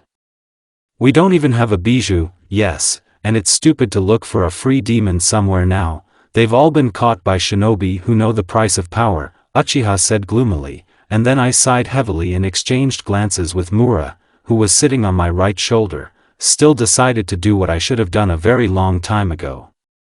I decided to show my cards. You have a bijou, I said seriously, but it is not sealed in anyone yet, which can be quite easily corrected. And where is he? The Hokage asked me incredulously and a little shocked. Right in front of you, I answered him quietly and stopped hiding my chakra and showed all my tails that immediately appeared behind my back. Seeing this and feeling the power emanating from me, Hashirama and Madara opened their eyes wide in unison, looking at me in shock as if I were a new wonder of the world, and as if they had never seen me before at all. However, They coped with the shock pretty quickly, after about 3 minutes, and then Uchiha, as if not believing his eyes, quietly asked Naruto, "Are you a kubi?" "Yes, and I'm ready, even though I don't want to be sealed in any person you choose," I said softly, getting down on one knee and bowing in front of Red Eye. Yes, I didn't want to be sealed, but I knew otherwise. Now otherwise I will not be able to live in Konoha and around it. Everyone will be afraid of me. Everyone will crave my power in their bodies. Everyone will hate me, and I, having now revealed my true nature, will be left alone. At least that's what I thought. I thought while Hashi and Madara were looking at me like a strange beast. I thought, shackled by the fear of loneliness, because of which I even closed my eyes. I closed it and probably sat there with my eyes closed for an eternity, it seemed to me so, before someone's hand touched my left shoulder. It was as if I had forgotten how to recognize people's chakra for a moment. It made me open my eyes. Startled, I looked at the one who touched me and saw. I saw Madara's kind look, behind which Hashi was standing and smiling warmly at me, which she hadn't done for quite some time. "Naruto, stop bowing to us, friends shouldn't do that," said Uchiha, "and you are our friend and I will never let anyone seal you in someone. I wouldn't allow it even if you turned out to be ten-tailed in the flesh. Someone like you shouldn't be locked up in someone's body, you should be free and should be near us." So it was and so it will be, but the meeting, getting to my feet, I tried to object to him, but he did not let me finish my sentence, interrupting me on it. "We will say that you are Jinchuriki. A special Jinchuriki who has tamed the kubi so much that now you are like one and the rest of the residents of Konoha." I couldn't believe my luck. They didn't throw me, even when they found out who I was. And that's what I was most afraid of. "We won't tell them anything, otherwise, you never know, they will shy away from you," Uchiha grinned. "And I don't want you to be considered a monster. You are the guardian fox of our village, whom everyone loves and respects. So it was and so it should remain." "Agree?" "Yes." Exhaling with relief, I smiled and, again hiding part of my strength and hiding part of my tails, I began to discuss the upcoming event with Senju and the red-eyed Hokage. And when we had discussed all this, I, Mura and Hashi, saying goodbye to Madara, who stayed in his office in order to prepare something else, went home. Part of the way we walked together, because we were on the way, but while we were walking, neither she nor I, the cat left us pretty soon, rushing off somewhere on his cat business, said a word. They walked in silence, like strangers who just needed to go in the same direction. And only when we had to part, the girl suddenly grabbed my hand and suddenly asked, "Won't you walk with me?" Okay, I nodded. I had nothing to do now anyway, but even walking together in Konoha, we didn't talk. Like silent shadows of each other, we wandered around the night village of List until we climbed the Hokage mountain, on which there was already one stone face. Only there the girl, who was walking constantly a little ahead of me, stopped and, looking somewhere into the distance, quietly said, What do you think the future holds for Konoha?" "I don't know," I answered honestly, because now I didn't know exactly what was waiting for the village of List and its inhabitants, probably both sorrows and joys. One cannot exist without the other. Balance, the girl chuckled. "Everything in this world strives for it. Everything in this world needs a second part, which will be the opposite of the first. Perhaps insignificant, but the opposite, and I think I have one." I grinned, uncertainly approaching Senju from behind. "And this is Mito, right?" Turning to me, with painfully concealed pain, Hashi asked me. "No," I chuckled, looking tenderly into the eyes of my beloved. "Mito is just my friend. My half is the other girl. But she doesn't know yet that I love her. And I don't even know who I am to her or if she loves me." "And who is this girl?" With barely noticeable fear and strongly palpable excitement, she asked. "It's you." I breathed out softly and, slowly bending down to the girl's face, as if giving her a chance to run away or push me away, kissed her. And she Wrapping her arms around my neck, she responded to my kiss, and for a moment the whole world seemed to cease to exist for us. A month has passed and now, Kage from various large villages have finally arrived in Konoha. Madara met them personally, but at the same time I and Hashi were with him, as his confidants and guards. At the same time, the rest of the Konoha shinobi were strictly forbidden to approach us, the Kage residents and the Kage guests on that day. Well, however, the rest of the Kage did not arrive in our village alone. There were 5 obviously not weak shinobi with each of them, and the fact that the Hokage takes only 2 guards with him to a meeting with the other leaders was clearly amazed. I saw it on their faces, although they tried not to show it. Having met the guests, we, Hokage, Senju and I, escorted them to the Kage residence, where Konnikov craftsmen turned the first floor into a huge spacious hall with various paintings hanging on the walls, and in the center of which there was a large round table at which 50 people could comfortably fit. And that's what we all sat down for. Not bad, not bad. Stroking the smooth surface of the table, with a smile that seemed glued to his face, the rather well-fed Mizukage said contentedly when everyone sat down at the table, "This hall and your warm welcome, Hokage-sama, are simply magnificent. Cordiality is stupidity." Folding his arms on his chest, the old man Tsuchikage snorted from his seat. "And only those who neglect nonsense survive in the world. Come on, Tsuchi-san. Don't grumble in vain." A seemingly puny and very young Kazekage waved his hand at him, whose dialect reminded me very much of a cat's meow. "We are gathered here not to roar at each other, but to discuss a temporary peace, which, perhaps, can become permanent. Isn't that right, Hokage-san?" "Yes, that's right, Kazekage-san," Madara nodded seriously. "I have gathered you here to discuss peace between our villages with you.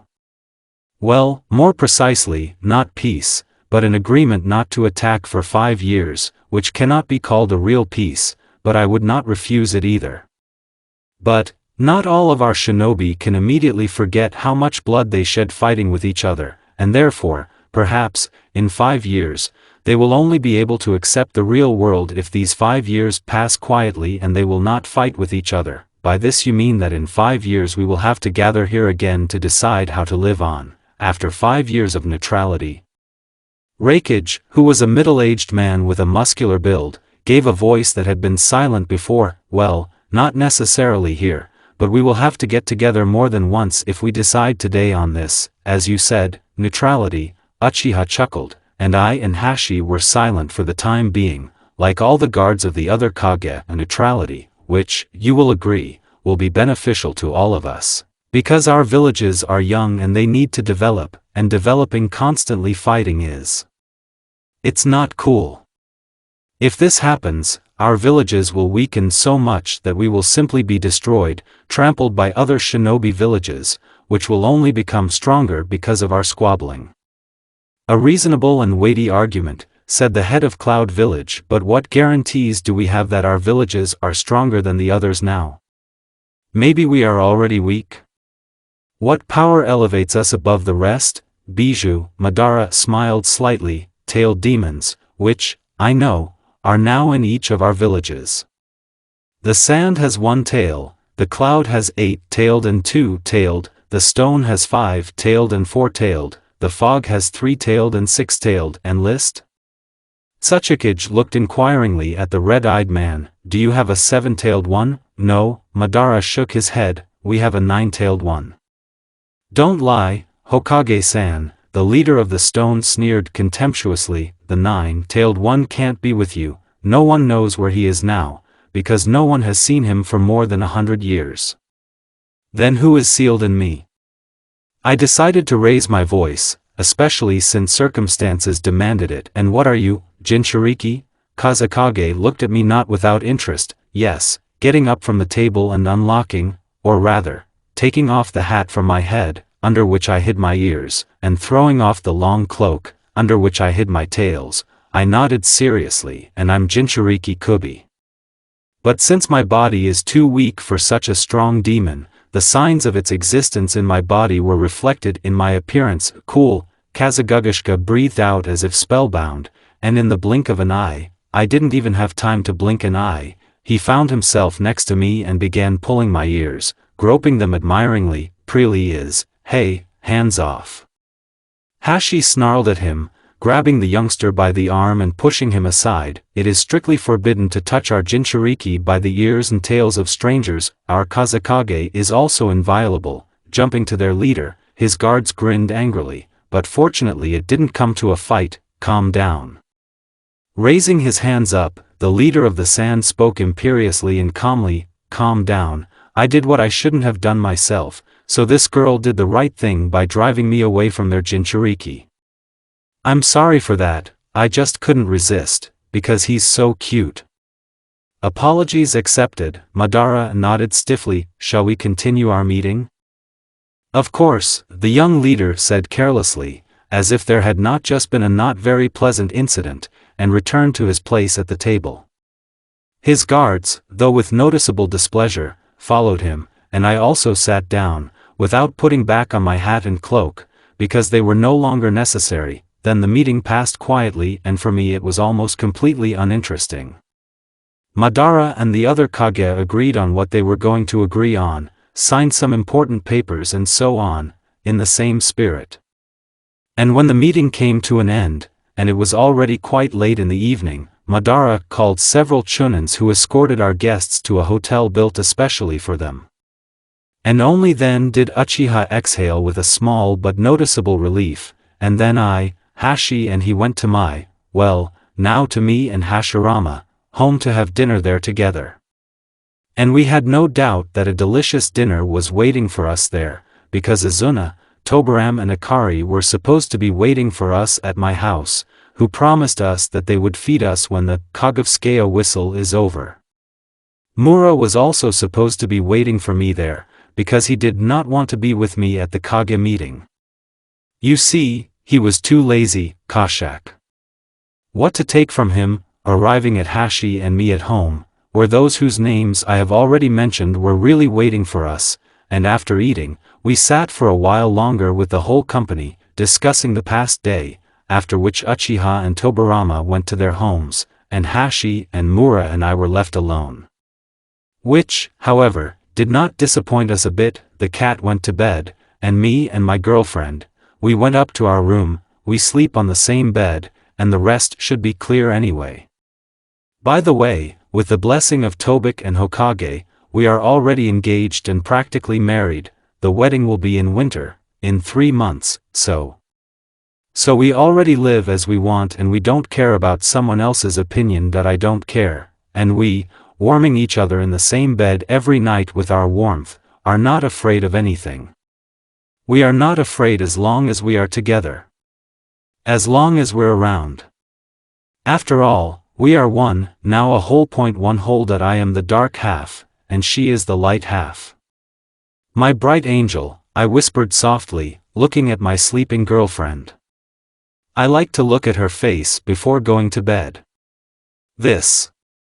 It calms me down. And I fall asleep. I fall asleep inhaling the sweet scent of her hair. From the third person he watched the half-demon from another world and, grinding his teeth, mentally tore him to pieces. Ketsun's happiness infuriated him. Everything he did was infuriating. Even the way he slept was infuriating, but he couldn't do anything to him himself. The demon that was guarding this boy was too strong. Too strong for him, and that infuriated him even more. And therefore, he could no longer just watch the messenger of the Faceless One. He had to destroy it at all costs, so that that world would turn back to darkness. After all, the darkness fueled him, gave strength to smile broadly, looking at other people's suffering.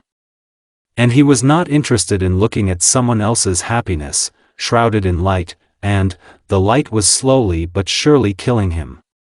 And that's why I have to kill those who help the light grow. He thought angrily, and then smiled insidiously, raising his eyes to the darkness. And I have to destroy my younger brother's messenger, and I already know. I know how to do it. That he finally figured out what he should do to make the obnoxious Ketsun die. That he came up with it, and laughter burst out of his throat, creepy, chilling, laughter that can be heard dying. His laugh. Naruto's POV after seeing off the Kage strangers and breathing a sigh of relief along with the whole Konoha. I wanted to have a good time relaxing, but I couldn't do it at all. I felt like an ass. Yeah, I'm not a clairvoyant, I'm an asshole, that I was going to be bad very soon. I don't know his name, and therefore I'll call him that for now. God will make his move. And I wasn't the only one who felt this. Mura also became restless and often looked, although I don't know why, at the sky, occasionally repeating the same thing: soon, soon. But how soon? And what will happen?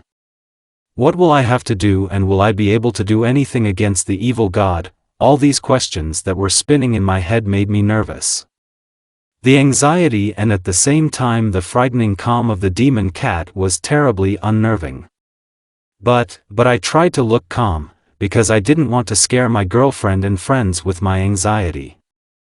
I didn't want to bother them, but I wanted them to be fine.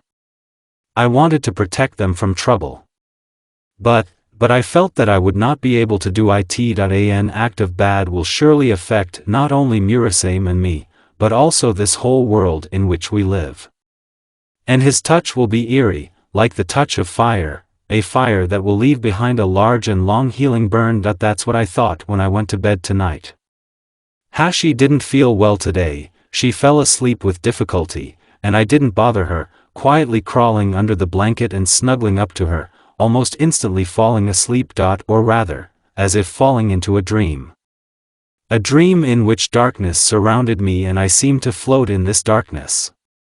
In the darkness, in which, as it seemed to me at first, I was alone, but it was not so, because a man came out of the darkness to me, as if walking through the air. But, is he a man? Was all I had time to think, and I hadn't even had time to really wonder how I managed to think in a dream, when suddenly this stranger stopped, right in the air, yeah, and smiled, saying softly, "No, I'm not human." What? Does he hear my thoughts? I started up nervously, jerking back and flying back a little, unable even to stop on my own. Yeah, this brown-haired guy smiled wider, who was wearing a white kimono, sandals, a black raincoat that was unbuttoned, and glasses. "I can hear your thoughts. But you don't have to be afraid of me. It's better." A wave of his hand, and out of nowhere in the air appeared an envy, a table on which there was a tray with buns and 2 cups of tea, and a couple of chairs. "Have a cup of tea with me." Having said so, the stranger miracle worker sat down on one of the chairs and picked up one of the cups. "No, I think I'll refrain." I shook my head, looking gloomily at him, who began to drink fragrant tea from his cup. "Why, in my opinion?" the bespectacled man asked me resentfully, looking up from the drink for a moment. "I don't drink something offered to me by suspicious strangers," I answered him, crossing my arms over my chest, and he suddenly smiled again, putting his cup on the table and picking up one of the buns. "Well, actually, I know you," he said. "And I don't have you," I snorted back at him. "But your cat knows me," the miracle worker said, taking a small bite from the pastry and grinning, and then he laughed softly and said, friendly, but as if at an unreasonable child, looking at me, "Well, more precisely, my cat Murasame knows me." "Is Murasame your cat?"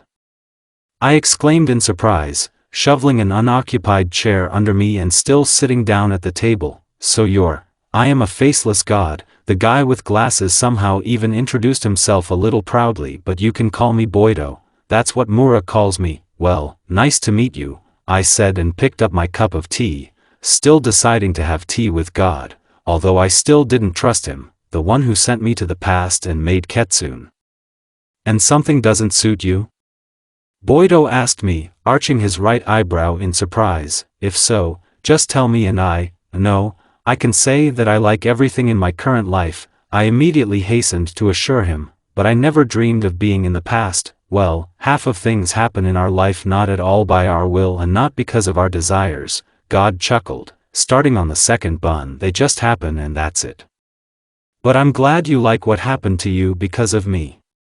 Although it will be very difficult for you soon." "Are you talking about the fact that another god threatens me?" I asked him, also picking up one of the buns and taking a bite out of it. Yes, one of my older brother really didn't like the fact that I brought you back to the past of your world. Sighing heavily and ceasing to smile, the faceless one said quietly. He's a creature of the dark, like most of my kin, and even like me, but he's not like us. He feeds on pain, anger, hopelessness, fear and darkness, and tries to plunge as many worlds into chaos as possible, while the rest of my family and I, little by little, strive for light and help different worlds become better. We don't need darkness to live, but he does. He's like a beast that recognizes nothing but this darkness. And he didn't even try to be different. And he won't try. For a long time he dominated your world, tormenting it and gradually destroying it, but I was tired of looking at it, because I felt how many good people he destroys for himself. And I decided to stop him, and here I am. But I couldn't fight him directly yet, and I wouldn't have coped with him myself then, and therefore, is that why you decided to do it with my help? I guessed. That's right, Boido smiled again. And you're pretty good at it.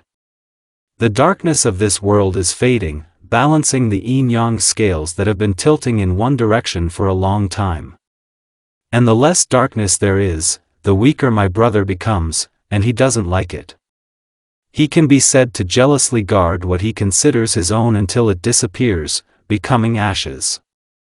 And he will not leave this world and will do everything possible to overturn it into darkness again. But? I looked at God questioningly after finishing my tea. We're not going to let him do that, are we? The faceless one winked at me. Well, at least I'll try to help you with that, I smiled involuntarily, looking into his red eyes. Thank you, Naruto-kun. He smiled back at me with satisfaction and, suddenly, as if catching himself, exclaimed in amazement. Oh! The buns are already over. How is it?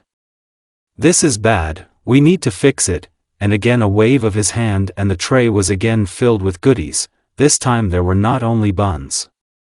After conjuring up more food, God looked at my cup and asked, another cup of tea? Yes, perhaps, I chuckled without ceasing to smile, and my cup was immediately filled with a fragrant and quite tasty drink, after which God and I continued our tea drinking, and when our cups were empty again, and the goodies ran out again, Boido said goodbye to me, warning me that soon his brother would do something terrible, and asking me to say hello to more from him, and disappeared, as if disappearing into the darkness, and I woke up, awakened by the mischievous ray of the sun that shone on my face through the window glass, a beam of light. 2 days after I talked to Boido in my dream, people began to disappear without a trace in all the large shinobi villages.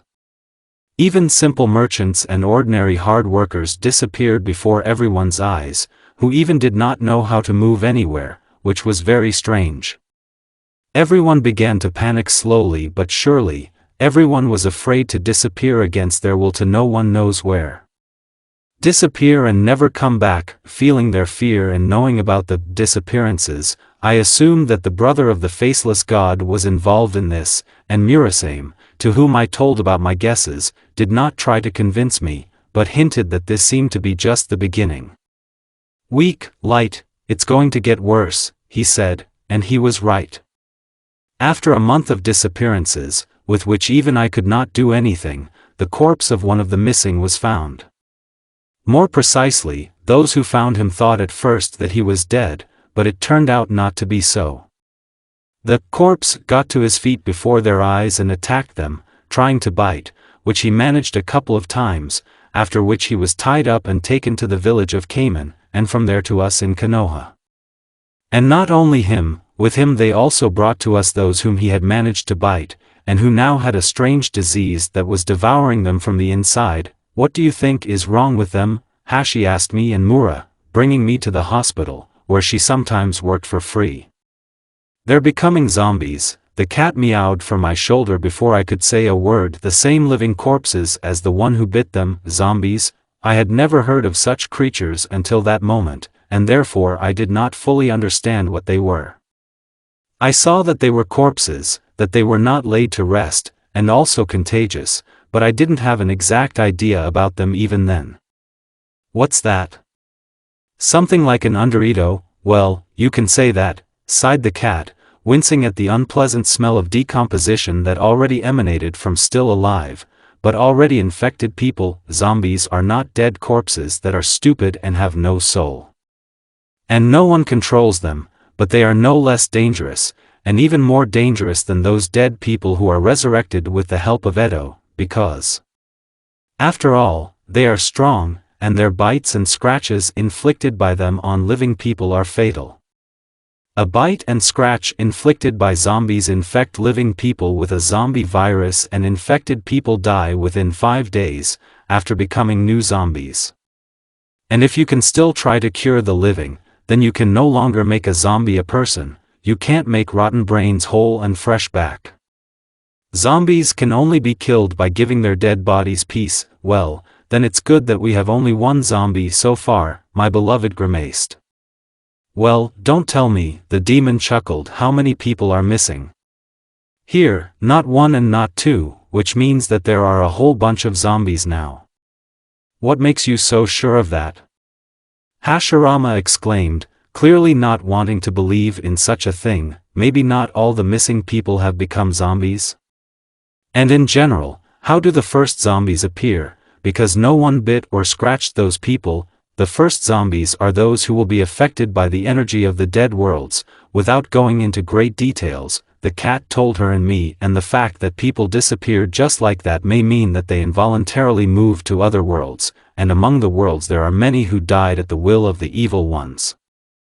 And who are the evil ones? Unlike me, not understanding who we are talking about, the girl asked the cat again, but he did not answer her, but began to explain how to treat those who have not yet fully zomboned, and I, having learned from my cat how to kill zombies, and smacking my girlfriend on the cheek, he hurried to Madara's residence, deciding to offer him and the heads of other villages to start hunting zombies. Somehow I didn't want us to have zombie apocalypses here. The corpse walkers need to be cut down while there are not enough of them. We will cure the sick, and, fortunately for me, Madara and the rest of the Kage, whom we contacted with the help of the eagles, supported me. In just a day they gathered a squad of excellent fighters who were tasked with destroying all the zombies. I personally signed up for Konoha's squad, becoming its leader and taking responsibility for all our shinobi and shinobi from the teams of other villages. Before leaving, we were all vaccinated against zombification and we went to clean up our world from dirt. Before leaving, I said goodbye to Hashi and learned from her something for which I simply had to return from this mission alive. To return to her and our unborn child, which, I am sure, will be a girl who will grow up to be as beautiful a girl as her mother. And I have to see it for myself. And therefore I will return to Konoha alive, following the rumors, and just by instinct, my team and I, which included Murasame, in the first week of our journey, killed about 20 zombies and treated at least 50 people. And even though everything might seem easy to someone, our occupation was not so easy. Especially for me, because seeing the dead, but not yet rested people who ran at me, I involuntarily thought that to some extent it was my fault that they became like this. After all, if it wasn't for me, then the evil god would have no need to turn these poor people into zombies. But at the same time, I understood that if I wasn't here now, at this time, even more people would have died because of the wars between large shinobi villages, and this helped me to continue to catch the restless corpses and tear off their heads, break their spines, crumble skulls. That we burned the bodies of zombies after each battle with them, so that none of the animals, having eaten their meat, would become as stupid and dangerous a creature as they were. You should not allow such a thing, no, you should not. And so my squad and squads from other villages traveled around all the countries that skirted the ocean for more than 6 months, and only then, the next morning, all the teams then gathered in one place. After the last sweep, Mura told us, breathing in the air with a full chest, there are no more zombies in this world. But, what? I immediately started up, because I didn't like all his buts terribly. But in this world there is a creature that is more terrible than a zombie, and which is a chain dog of the evil one," the cat answered me. "But people can't cope with it, people have to go home. You will have to destroy it, Naruto, and I will help you with this, if, of course, you want the evil one not to harm you anymore. If after that, everything will end and that divine freak will no longer be able to harm my world, then I agree, knowing full well that the upcoming fight for me will be more difficult than the collapse of zombies, but having neither the desire or the right to retreat, I nodded, and then gave the order to Shinobi Konoha and the rest to return home." Hearing him, these brave guys certainly murmured for decency, but they did not argue with me, gathering their things and leaving me, and Murasame and I went in the direction where the demon cat felt the monster that I had to fight. But will I defeat him? Blood is blurring my eyes and I no longer understand where I am. And who am I anyway? Or what am I? I don't know. I thought with difficulty and, unconsciously, just instinctively, looked in the direction from where I heard strange sounds. And even though almost everything was blurry before my eyes, I could see two huge black monsters that were fighting with each other not far from me. One, looked like a fox, as if woven from smoke, and the second one looked like a panther with two tails. And if for some reason I hated the first one, then I wanted to help the second one. But why? He's a monster. No, not like that. He's a demon. The tame beast of the dark god who stood on the light side. It seems. I think his name is. My name is Boido. Strange. I don't remember my name, but I haven't forgotten the name of some god.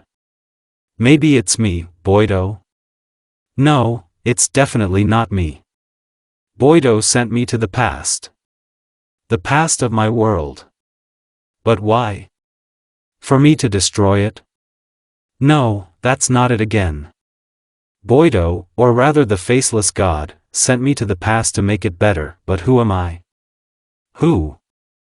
The pain that throbbed all over my body finished me off and I briefly lost consciousness, and when I came to myself and saw the demon fight again, I realized that the cat was losing to the fox and again wanted to help the cat defeat his opponent.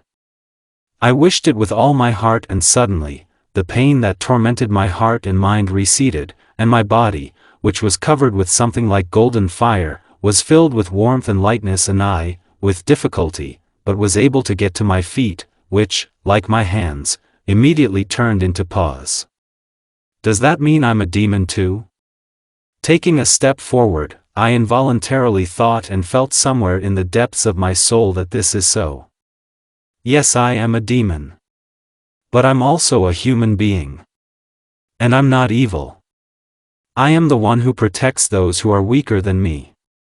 I am the one who loves. I began to remember, and my memories, like magic healing streams, gave me more and more strength and I stepped forward, towards the monster fox and the friend cat, more and more confidently and faster. But who do I love? I love the one I promised I'd come back to. I love the one that's waiting for me. She is a person, an extraordinary girl. She loves me too and she's carrying my baby. Her name is Hashirama. I'm already running and I'm already pretty close to the demons that clashed in a deadly fight and me? Who am I? I'm Naruto Uzumaki. I am the nine-tailed demon fox Kurama. I am a man and a demon at the same time. I am Ketsune. That's who I am. Jump and my fangs dig into the neck of the black guardian of the evil god who wants to destroy me and my world. Black fangs dug into my shoulder, and I remembered everything completely. I even remembered why I forgot everything. I was just badly injured by this reptile and hit my head on a rock, passing out for a while. But the second one will not happen again. Now I am stronger than this ugly half-fox, because I am now confident of my victory. Murasame and I will defeat this bastard and not let him harm the world that is dear to us. Yes, both of us. The dog-fox demon of the evil brother Boido howled, trying to escape from my fangs and claws of Murasame, and even managed to throw the demon cat aside, but he did not fly far away and, as soon as his paws touched the ground again, he again rushed at the servant of evil and again clung to him, trying to get his monstrous claws to his semi-ghostly throat. Blood flows from my wounds and the wounds of the cat, thick and scarlet, and from the body of the monster we are trying to destroy, a black stinking liquid that can only be called blood with a stretch. But Mura and I don't give up, but this freak does. His attacks are getting weaker, he is howling more and more often, as if in death agony. He tries to run away, to save his stinking hide, but neither I nor the cat allow him to do this, and in the end, he falls, smitten by us. He falls and howls for the last time, lifting his muzzle to the sky. But even then we don't lag behind him, Murasame and I attack him at the same time and our enemy quiets down, killed by us. Fades away forever and we're falling too. We fall at the same time, taking our forms that are weaker than our fighting ones. I become a man with fox ears and tails, and Mura is a cat that is not much bigger than ordinary cats. The battle and the wounds have exhausted us and we don't have the strength to even stand, but now it doesn't matter. We won and therefore have the right to just lie down, doing nothing and just accumulating strength. We have the right to sleep, and we fall asleep, from the third person, damn it. So, he didn't understand how this could happen. He didn't understand how the weakling and the guardian sent by his brother to the past of this world were able to defeat his guardian. His demon, how? It just can't be. So. Hello, brother, suddenly came from behind him. Why are you yelling? Are you really that upset that someone killed your dog and interfered with your plans? You didn't say, he growled, hating the one who came to his house now more than anyone and everything in the world. A sharp turn and a furious look directed at his younger brother. You. I'll kill you, you beast, not today, the faceless one confidently says, and he rushes at him with a sword to the advantage, wishing for the death of this self-confident brat. But his sword misses the target, cutting through the air, and his body is pierced by the Boido sword. The creature, his lips whisper for the last time and he closes his eyes forever. Sorry, Karma, the faceless god whispers in response to him and releases the body of the dead god, which begins to crumble into ashes. Forgive me, my brother. The ashes are carried away by the wind, which always appears where God dies, and Boido smiles when he sees this, and then looks at the small glowing ball, as if suspended in the void, which is the world that the god of despair has been mocking for a long time, and says, quietly but confidently, as if knowing that the one who needs it, will hear it anyway, your world is safe now. Now it's up to you and your friends to decide how his and your fate will turn. And what else can I tell you now? Just one thing, good luck. And, be happy. Naruto's Povey became a father and a year has passed since that joyful moment for me and Hashi. Our baby is growing and becoming only more beautiful every day. Yuki, our blonde brown-eyed daughter, was born a Ketsune demon, like me, but all Konoha loves her and no one even tries to hate her. Madara, who also incidentally became a father, he and Akari also had a daughter, dotes on her, as befits every godfather, and Izuna and Tobik, also excited, they always ask me and Hashi for advice on parenting, because unlike, more or less calm, Yuki, their twin sons are completely restless. Konoha has grown over this year and has become almost the village leader of the other villages, whose Kage are very fond of visiting us. Especially Kazekage, a damn pervert who sticks to my tails and ears, offering them to become his wives. But I would still tolerate this, but that's just. He's already glued to my daughter, to the whole thing, not just to her ears and tails, even though she's only a year old. For this he is often beaten, but not by me. Yes, Hashi loves him very much, and also, Mura left me recently. No, he didn't die, he just returned to his master, but promised that if something bad happened, he would immediately rush to me and the others to help. And as much as I didn't want to say goodbye to my friend, I had to let him go, because Mura is still not a pet animal, but a demon, free to do as he wants. I hope he and Boido will be fine. What else can I say? I'll just say that everything is fine. There are no wars, evil has not invaded our world for a long time, and our world is thriving, gradually developing and seeming to blossom before our eyes, and seeing this, I look at the starry sky every evening and say, thank you, hoping that those who need it hear me, and they can hear me, right? And Tatsu was with you.